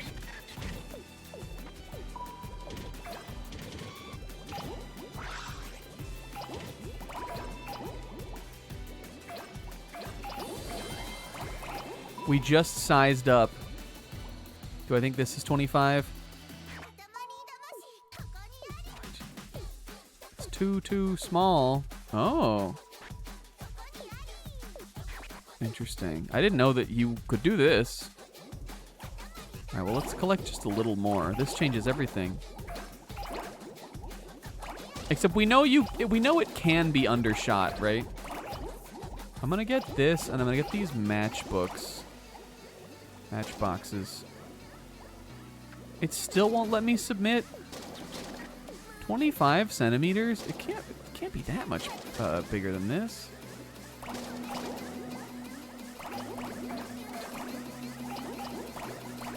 I'll get a few other things, but I think you're trying to fool me, King. I think you're trying to fool me, King. I guess we'll find out. Let's see how big this one was, and then I'll have a good idea of what's next. 17. Okay, we way undershot it. Like way a lot, way. We way a lot, way. Ever made one of these little squid ink sausages? No, I haven't. I'm not really like a big like hot dog sausage guy like that. I think I would eat one if my Japanese mother packed one in a lunchbox for me. But I don't have a Japanese mother.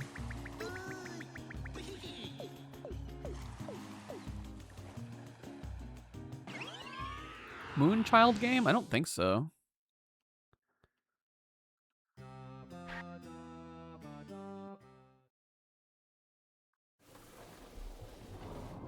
Look at the whale. We got some, are those mahis back there? And a jellyfish and things.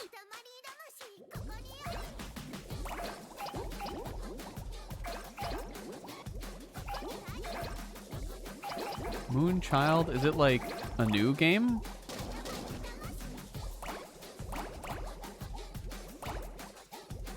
This is the Baby Jam song. Where's Pixel at? Pixel, what are our thoughts on this one? Thoughts?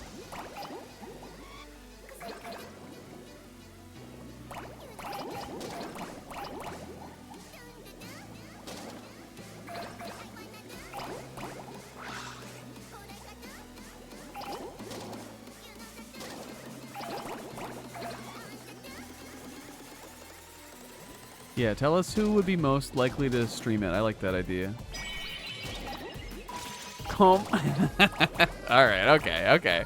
That is the most descriptive one of us it could have been, I think.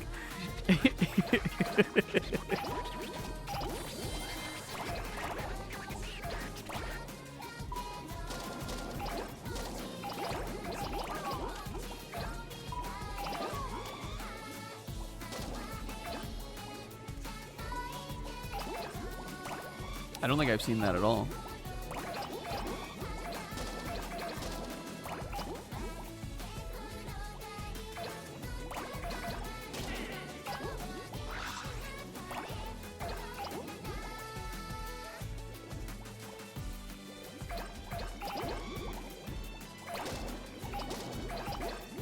Okay, I think we're a little bigger now maybe than we were before. Let me roll up. I don't think we've rolled up like too much more though is the thing. I'm gonna roll this stuff up. And I'm gonna submit. These ones are always tricky for me. Probably because, like, I don't know, man. I don't use the fucking metric system. Ah! It's just what we were before. No! Okay, so I'm going to run it one more time. We just know we need to get a good amount bigger than this.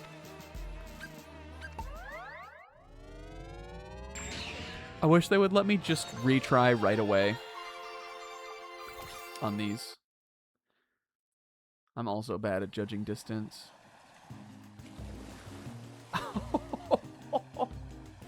See, this video with the audio muted. Imagine how the music must sound like. I think I have an idea. Let's play it. Oh!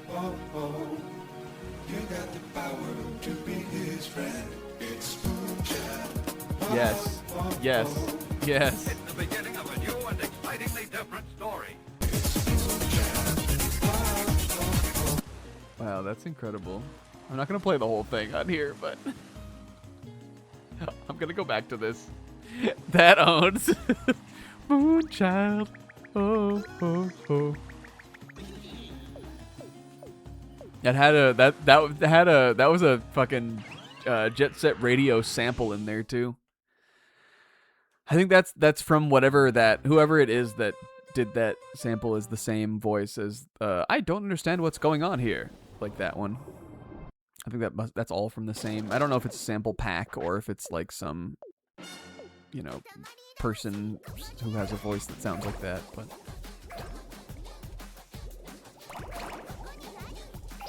I don't know.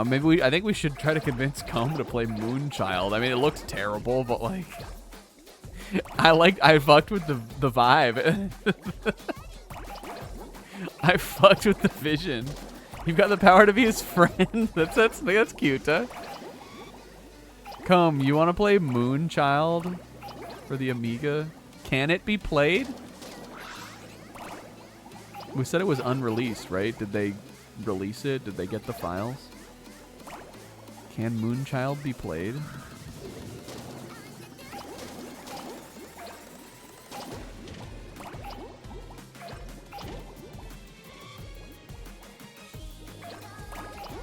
You can't play it for Slop Pact, though. You could play Stray if you wanted to, though.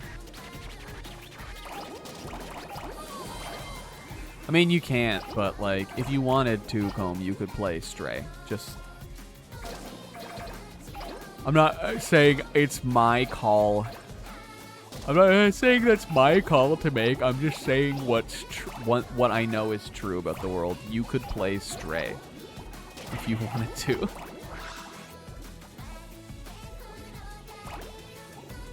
Should we go to the ground? I'm feeling a little afraid of the ground. Baby, baby, baby, jam, la la lee, la lee, la la la. But here's what I do know. I know that if we roll up like everything that's on these little shelves and stuff, we're still going to be about 7 centimeters under. So we will have to go to the ground a little bit. And even at my closest time, we were still a couple under, still. So let's just kind of, maybe we'll just do a little lap around the floor here. I can get these now. I don't think I was able to get those before, actually.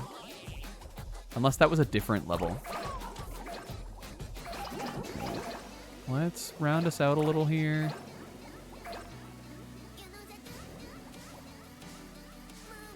These are calling my name for some reason. I don't know why.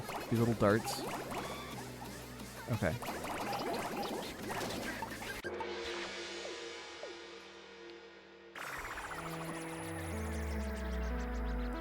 King, I think it's this big.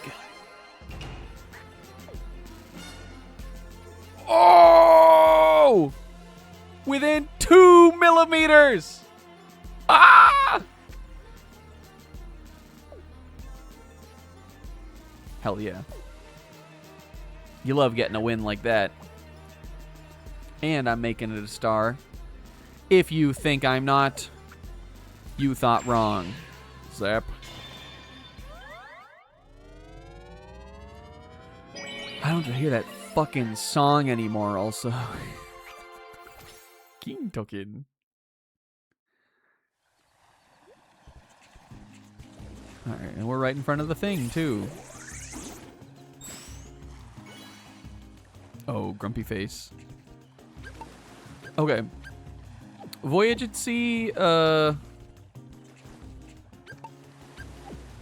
the thing, is I still, even from this menu, I still can't tell how well we've scored on some of these levels.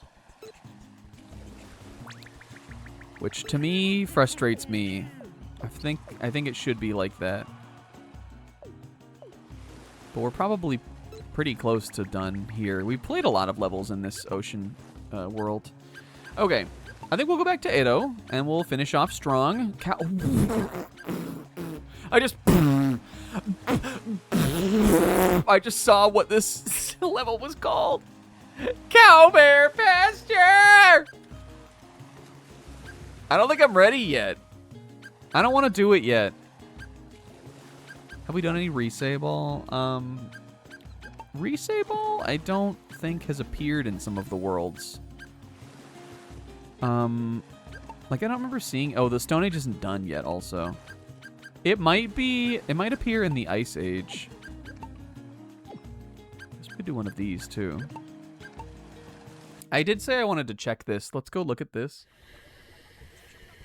I'm saving that level for last, the cow level. 26 out of 39 cousins we need for this one. Which means we have to do... I feel like we should have more than that, but I guess we don't. Maybe I'll look at... Did we unlock another level in here? We could do 2. We could do one of these and then go back to Edo. Look at the little... Look, in the Kotatsu, penguins. Penguins on the right, bear feet. Is this a penguin bear or is it a penguin and a bear? Or maybe this bear is sleeping at a like a right angle. Bears and penguins. Yo, it's Stogie. It's cousin Stogie. Okay, this one also requires us to have cousins. Oh, there is Resable here. Hold on then. Listen to this song also. It sounded like Xenoblade. Stupid. Ah! What is the gray doing to that bear? That poor bear.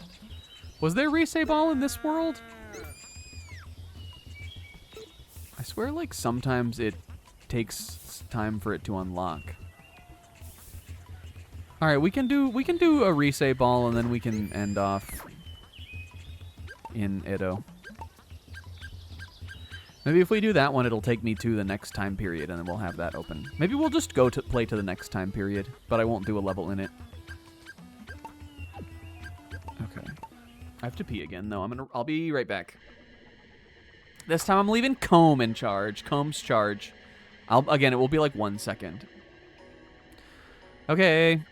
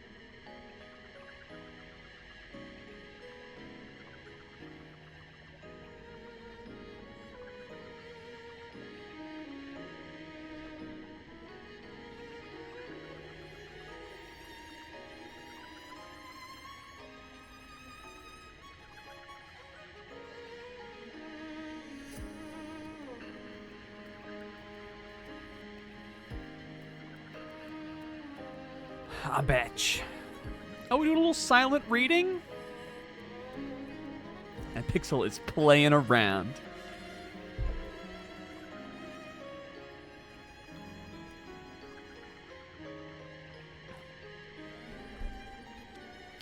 I am in my silent reading. I'm putting my head down and I'm singing DK song. I'm putting my head down and I'm humming DK song. And then I get embarrassed because I realize everyone can hear me. Do you remember? Oh fuck! Wait, we need to be Risei. Did we tell that story on stream once? I think we did. One time during quiet time. I think it was silent reading. In elementary school, I was reading my book and I was humming. I was just like feeling myself. I was humming the DK Isle theme from DK64, and my teacher called me out. She just like reminded me that it was silent time, but like that said it all, kind of. It meant that like everybody could hear it and everybody knew. And my ears probably got red. I still don't have any friends to speak of. You're rolling the Katamari around other eras this time. Do you know about Risei Ball? Do you guys remember why we started calling it this? It's because you have to Risei in the rankings. It's literally just because they say rise through the rankings. That's why we started calling it that. And that's why I dress up as this stupid, like, idol gacha game skin that we decided was Risei. Because it kind of is, honestly. Look at her.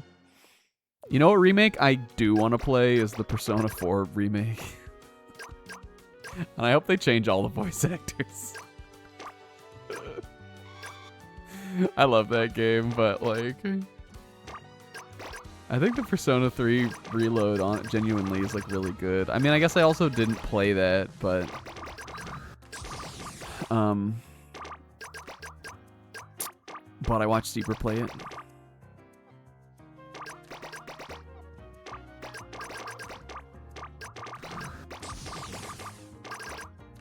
I love that game. It's another game that's near and dear to I would say my childhood heart, even though I was 18 when I played it. Like that to me now, that feels like a child. I'm almost twice that age. Not quite, but almost. But that's not the same to me as something like OOT. Those are on two different levels. Okay, I'm gonna need to roll up some big boys here.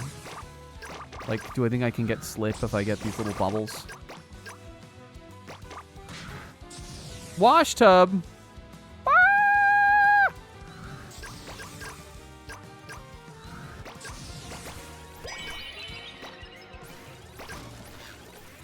Get out of my spot, you.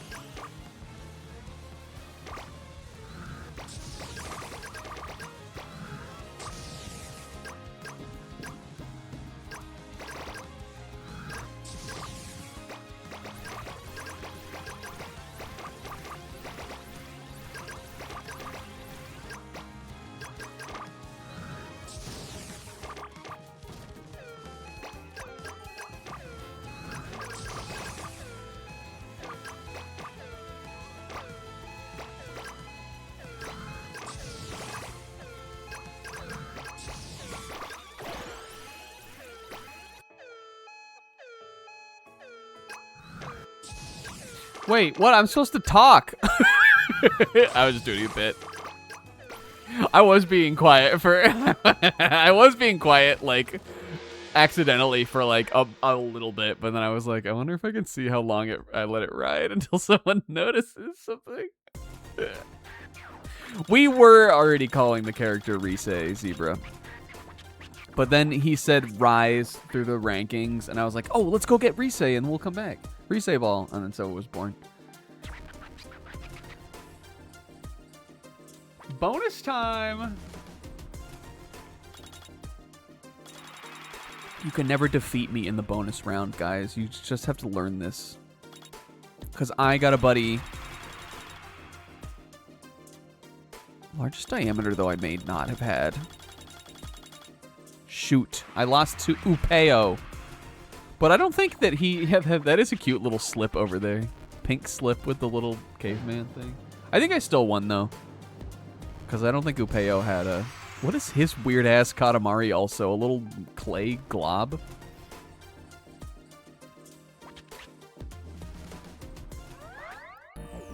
Let's make a planet. Aw, Ice Age planet. Hooray. Yo. I know you can change the ball for this, but they just all feel like so interchangeable to me, kind of. I'm not super invested in Rise Ball. Okay, we are going to finish off tonight then by ignoring Cowbear Pasture out of fear. And we're going to do as many levels as it takes to open the next, open the next time period. But we're not going to do a level in the next time period because that is going to take too long. But I imagine it's probably just one or two more, if not even just this one. Because didn't the king bring up that... Oh, crane and turtle! Doesn't We Love Katamari have a crane also? I'm pretty sure it does, because there's the paper cranes level. I think it's a crane who asks you to do that mission. So long! We've waited to ask this question. The crane sounds like this now, I guess. What's a Katamari anyway? Could you tell us more? A Katamari is a big ball of good... What is this song called? Power of Katamari? Something of Katamari Damacy. Hello?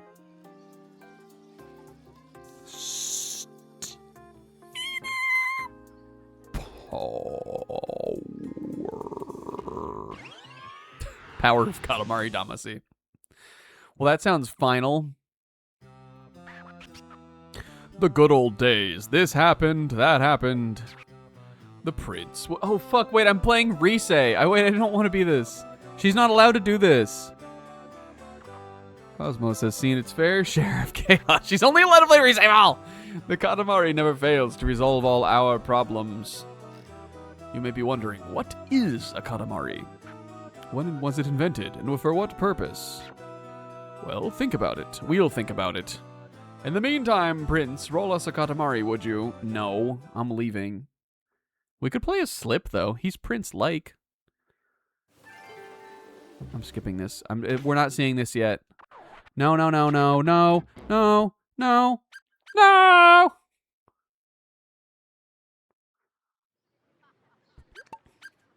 Let's be... That sounds good. I don't think too much about like who we play as to like end off the stream. Slip is cute. He's a little flat Stanley. Even though he's not as cute as the like purple one that was in that other level. And we'll give him the dongo in the mouth. Oh look, it turns square even. Cute. And let's say he's in love. Actually, I don't like that as much.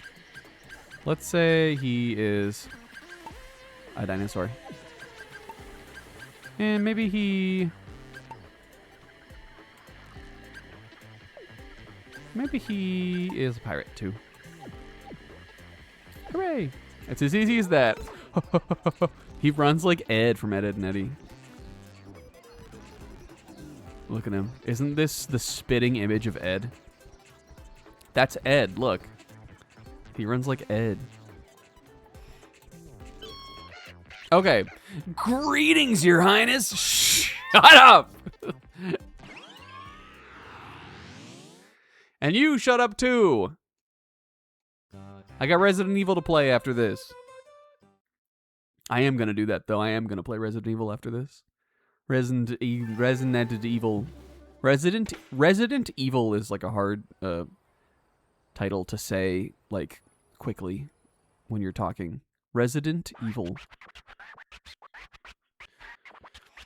Our rolling grounds for today. A city, you know. Oh, so well. Yeah, I do know it pretty well, man. We were thinking, what is Katamari Damacy exactly? I guess the song title sort of sounds fitting to this. Damacy loosely means soul, right? Is it the soul of a Katamari? Perhaps we're overthinking this. Just go on a roll, would you? Let's see. 18 minutes. Oh, man. All right, well, we're locked in for at least 18 minutes to get 200 meters. We're getting big now, baby.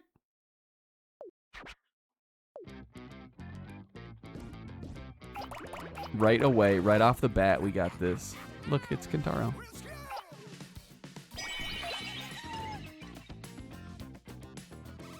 This is a funky song.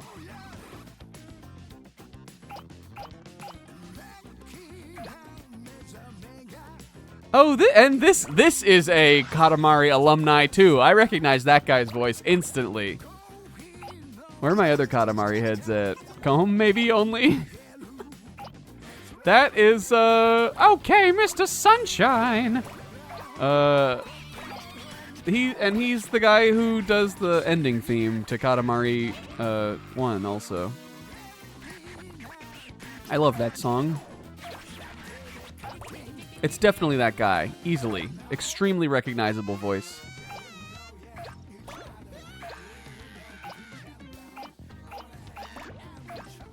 Oh, look, and we can get Tux Boys already in this level. I'm using... remind me to use every power we get immediately.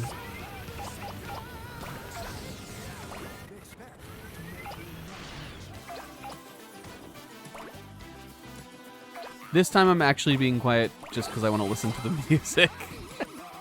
I'm not doing a bit.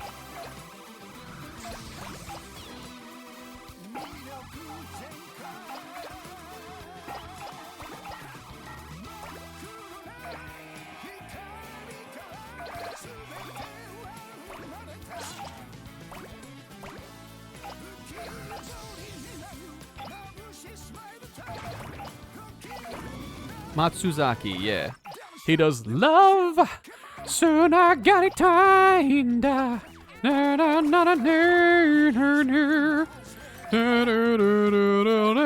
Demo try.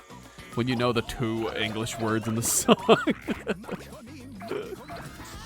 Probably the most recognizable, like, singer for this series in general.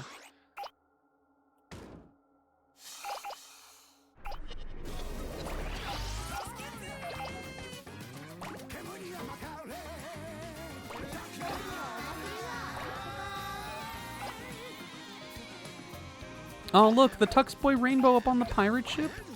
This is cute. Oh, and we got the rare Tux Boy in the drink. Yep, there's the Haniwa, Will, Japan. Look, I'm back. I'm back.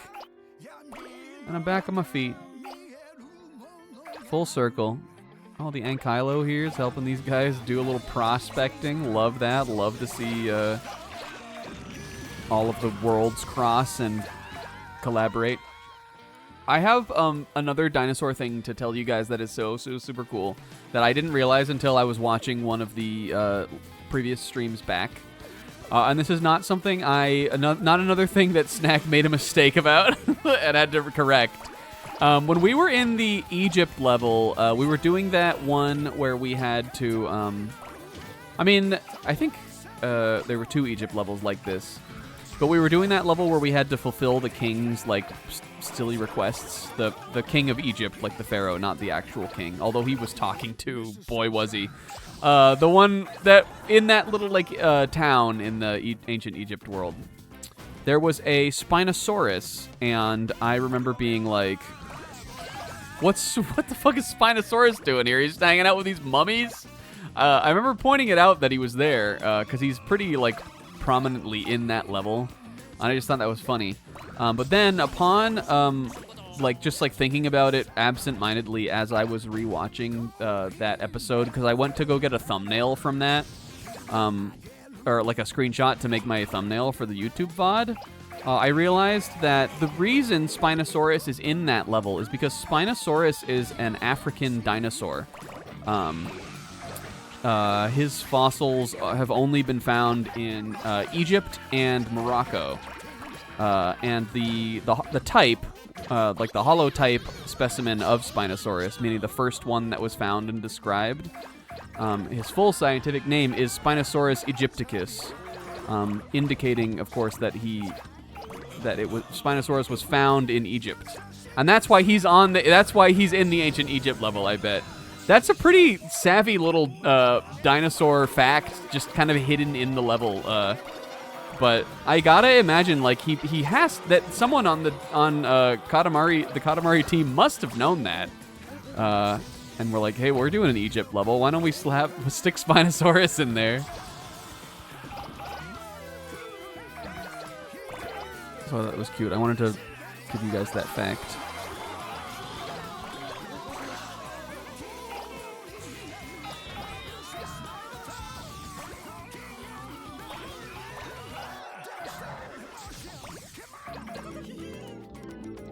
Steiner. Okay, how are we doing? 6 meters, 13 minutes? I feel like that means I'm averaging good time, right? That dude was on the wheel from Progress. Can't quite get the Therizino there.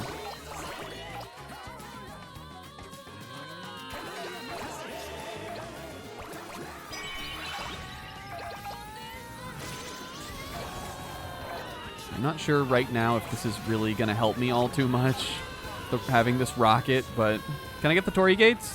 Fuck. Okay, we don't want to go over there. Do you see that, God? Oh, it's the classic Katamari kaiju battle. Oh, we're getting all the classic stuff now.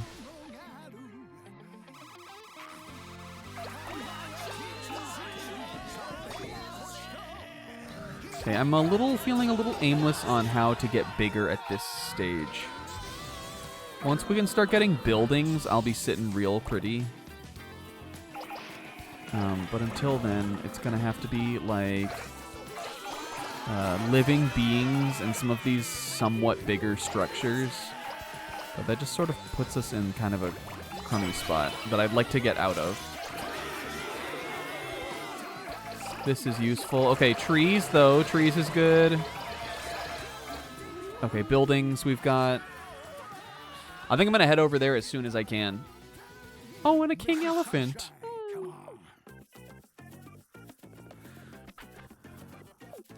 That's the 12-meter barrier. When the prince has breached the 12-meter barrier. I got a semi-useful structure for you. Is it this dick?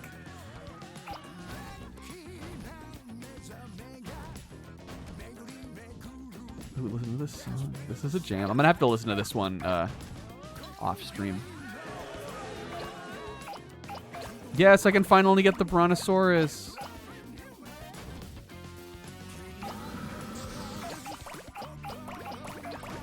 Not sure which Diplodocid that's supposed to be. I like saying Brontosaurus, though, because when I was a kid, we were embroiled in the Brontosaurus is not a valid genus argument debate. That's like one of the first dinosaur things I learned. But it is a valid genus again, so hooray.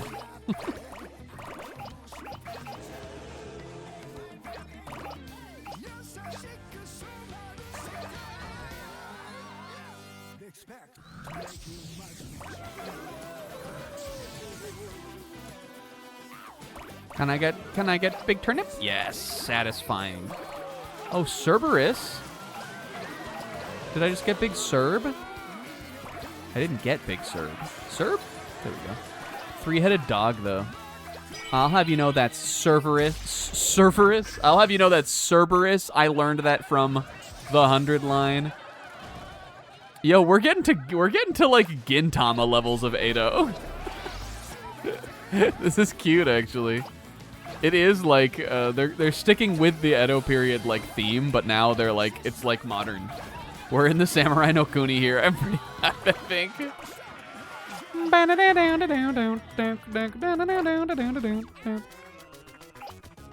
can't really get these big things though. Apollo Trilogy has passed Octopath. Hell yeah. And you beat Octopath 1, Kingo? Or got, like, to the very end?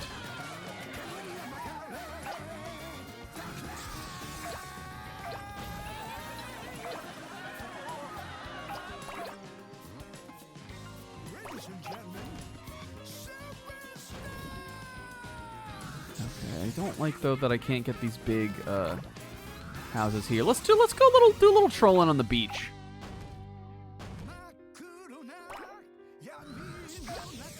Oh, okay. I mean, I know I've heard, maybe, I think from you, but also just in general, that, oh my god, Zebra. That, like, true ending is, like, a big grind to get up to that. But, like, I would imagine you still put a lot of time into that game. Now we're here in, like, Denmark, I guess? Or the Netherlands, I should say. Those windmills are more Netherlands.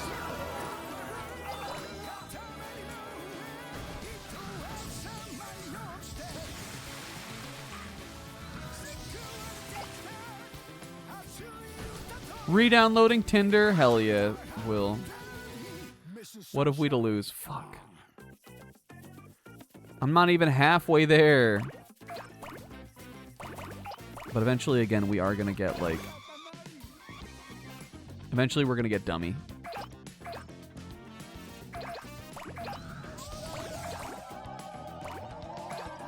Alright, now we're... Here's what we're going to do, though. This is crazy. Whatever happened to the community hinge? I mean, I would still be interested in it. I'm not going to make it personally or use it. Or do anything with it. As long as you guys make it for me, use it for me, and don't put my likeness on it and don't include me in it in any way, I'm for doing a community hinge. And that thing, that big thing on the hill, Will, which is the Japanese symbol for fire, that is for festivals. They do that. And there was a Case Closed episode that had that in it, Will, where the guy's name in the English dub was Nicodemus Stanley. And it also is the thing they shoot out when Pokemon use Fire Blast, Will. Nicodemus Stanley, Will. What do you know about that? King? Not now. That's way on the other side of the world from me. I'm never going to get over to the world. Kingo knows about him. I'm rolling up Nicodemus Stanley. Got it. Big kanji.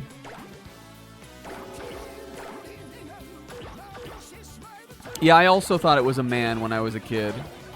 I thought it was supposed to be like a person shaped, like a stick figure. When we were in, I think it was Kyoto, Pixel, we were walking down from where we saw the Kinkakuji, the Golden Temple. And I think we saw, like, where on a mountain one would light up that big fire kanji. I remember I took a picture of it. I'm sure we showed it on the Japan stream.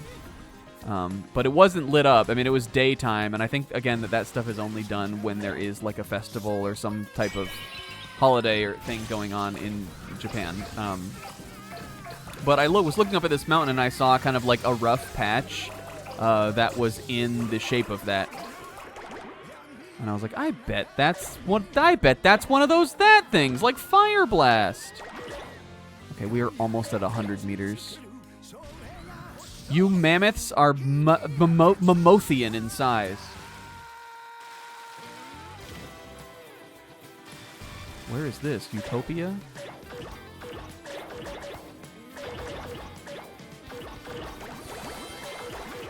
Hell yeah, we hit 100. I have 5 minutes left. Let's see what we can get done here. I'm gonna have to move fast. Man, I feel like we are like not at the part. I feel like we're further in the game than we should be. I feel like we jumped up to this big boy Katamari level so quickly. Look, there's Onigashima over there. That's pretty funny. Can I roll up the gosh? Here's France with L'Arc de Triomphe. I remember on the We Love Katamari playthrough, we had this bit about the Triumph, which I think maybe also turned into a bit about L'Arc-en-Ciel.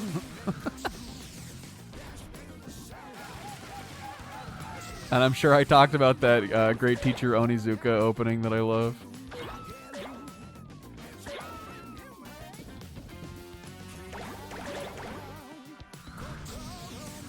I'm positive I talked about that if we brought up the band.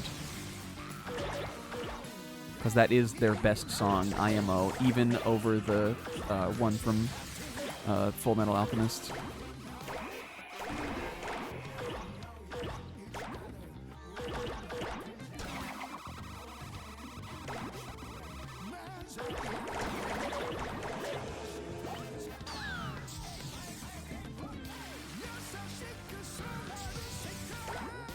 I feel like I'm wasting time over here in the fucking doldrums. Okay, there's a crown. First anything we have found. Look, here's the American Wild West, and I just rolled up all of it in a matter of nothing. Alright, we've hit the 200. Now, how high can my Katamari ceiling go?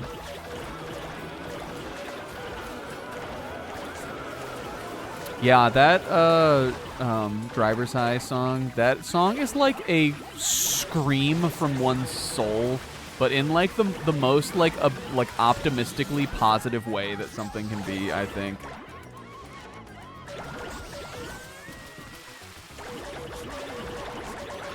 It really do make you feel like you're on the coolest driver's high.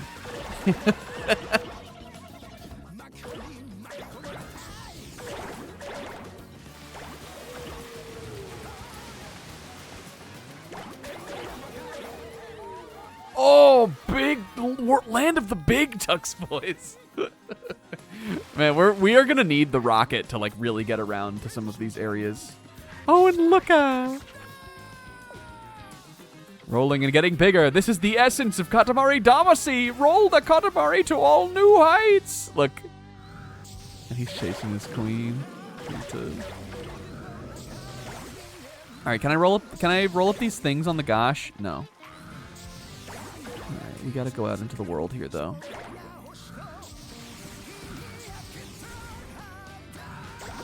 I guess it makes sense that they would save the song by this guy, Matsuzaki, for this level. Or, like, debut it in this level. Because he's always, like, the climactic. He sings the, like, big song. Or at least in the first game he does. Though that's the credits theme that he sings in that game.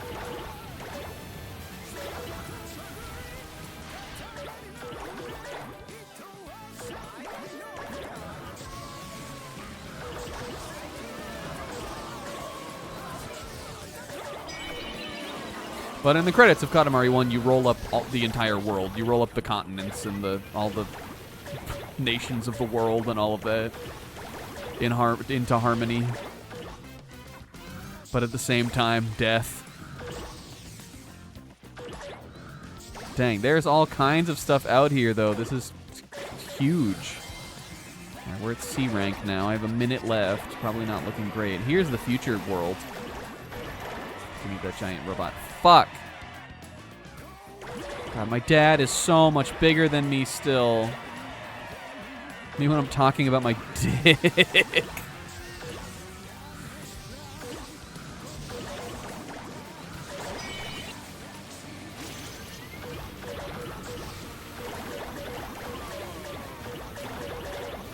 Ooh, we're getting so big though now. We can roll like anything.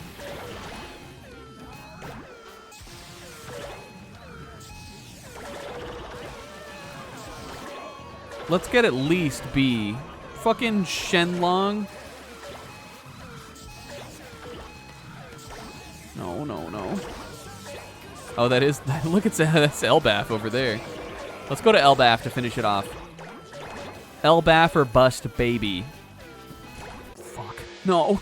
See? I rolled up Ivy Island at least. I got 2 of the crowns. All right. Whatever. This was a really long mission. So I think we're done after this. Oh, we got the cousin too. Okay, good. Or a cousin. I'm sure there's 3 in this one though. Stickin' and clumpin', that's all there is to it. Just rolling, plain and simple. And so deep, that is Katamari Damacy. 901 meters. I'm thinking that's probably a new record tall. It's small though, Prince. Your Katamari Damacy lacks feeling. Next time, roll your soul into it. Oh, we got the present too. Oh, undies. Mawashi. Doesn't this make you feel slightly tougher than before? We need to tighten the loincloth of our soul. Hi, hello, hello. Cousin Chamba, what were you doing on Earth? Trying different foods? Why didn't you invite us? Jumping from my little cousin hello voice to the king voice, that is like the entirety of the vocal range I can do. That is my like true bottom and true top of my vocal range. Yo, we did it! The Big Bang! Huzzah! Yes! Never-ending Karma Katamari. What are your true bottoms and true tops? Look at him just draw. Oh, cat. What were we dreaming of? Sandals, cows, crabs, fireworks. Those are all the things I think that he did in the level. No! The meteorite! It's gonna kill the dinosaurs! No! He knocked it all out of the sky! When did he put a cow into the sky? I remember the crab. He threw the crab up. All right, and a rat and a ninja fell out of the ceiling. The king was about to be assassinated.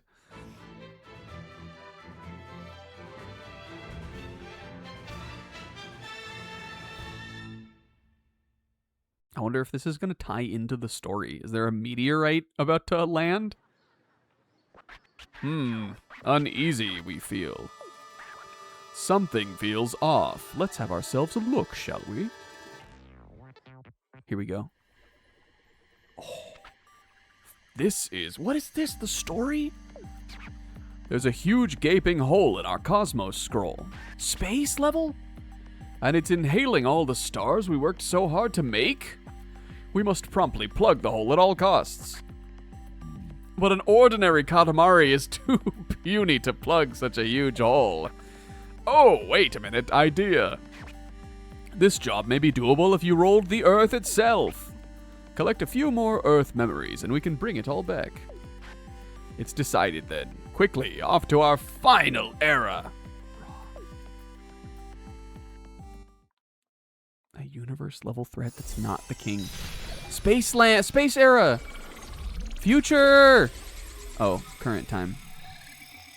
Current time, but with Ultraman still, but Ultraman exists. Present day!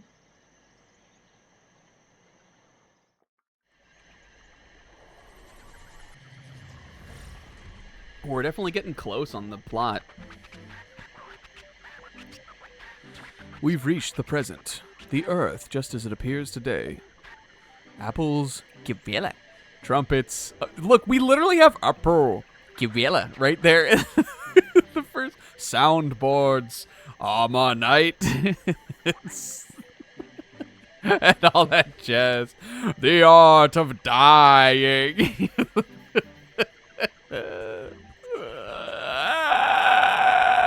Guys, thank you for watching Katamari today. He runs like Ed. Who's that mustache man? This guy? It's OG-san.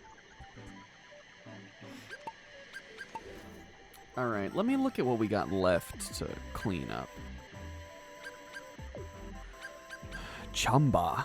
What are you? What cousin are you? What is he supposed to even be? He's scared, whatever he is. All right, and we got Chamba. What are he is bizarre. He's a weird one. We're doing really good on prezzies. We got the loincloth. I'm not taking all this shit off. I'll leave the dongo. Because we're going to say goodbye with the prince. Do I have all the BGM now at all the songs? No, we're missing one song still. But we've pretty much heard the whole soundtrack. I imagine this song number 36 is the credits theme. Dang, we're in it. We have a lot of cleaning up to do, though. But really, we really don't have that much to do. It's really the S ranks that I think take the longest, because even if I decide, like, I just want to get the rest of the stuff, we can just use the radars a little bit more. I've been trying to kind of do all of it at the same time. Like, get what I'm looking for, and get the S rank and do all of that at once. But at the same time, I can't even imagine that will take more than a couple more streams. Let's look at the scroll. We have, Rainbow, the Pirate World, the Greece World, the Egypt World, Dinosaurs. Like, all of those, we have all of the crowns done. And that level, which basically means all of the worlds. Except for Edo, present day. This song is a vibe too, and the Ice Age. And the Stone Age. Yeah. But Ice and Stone both need another, they have a whole level we haven't even unlocked yet. Okay, let's go to Princey. And Prince, I hope you enjoy your little snack, you little rascal. Let's we come over. If he comes over here, he can just sit next to Uncle over here and just sit. But we're gonna leave off in the ship, I think. Guys, thank you for watching. Zebra, thank you for the resub. I know I think I did react to it by being like, Jesus, Zebra, but it's only because it was like past 11 and he came in with that going, hello, hello. But thank you, Zebra, for the resub. Let's look at the pirate world. I'm gonna hit the save yoinky. And that's all, guys. Another wonderful Katamari week. We talked about so many wonderful things. I talked about all the shows and shit that I watched, all that boring shit. We talked about conspiracy theories and other funny things. Goats. What else did we talk about? Video games we talked about for a long time. Little of this, little of that. A little bit of ish and a bash and a little bit of bush. Hell yeah. Guys, I'll see you next week for Danganronpa on Friday and The Prince on Sunday evening once again. Look at those two birds on the right. Where we will definitely make another great leap closer to the end of the game. And hell yeah, Prince, have a good night, buddy. Say goodbye. Everybody say goodbye, Prince. Goodbye. Thank you for watching. Big love. Thanks for coming over. Mwah. Bye.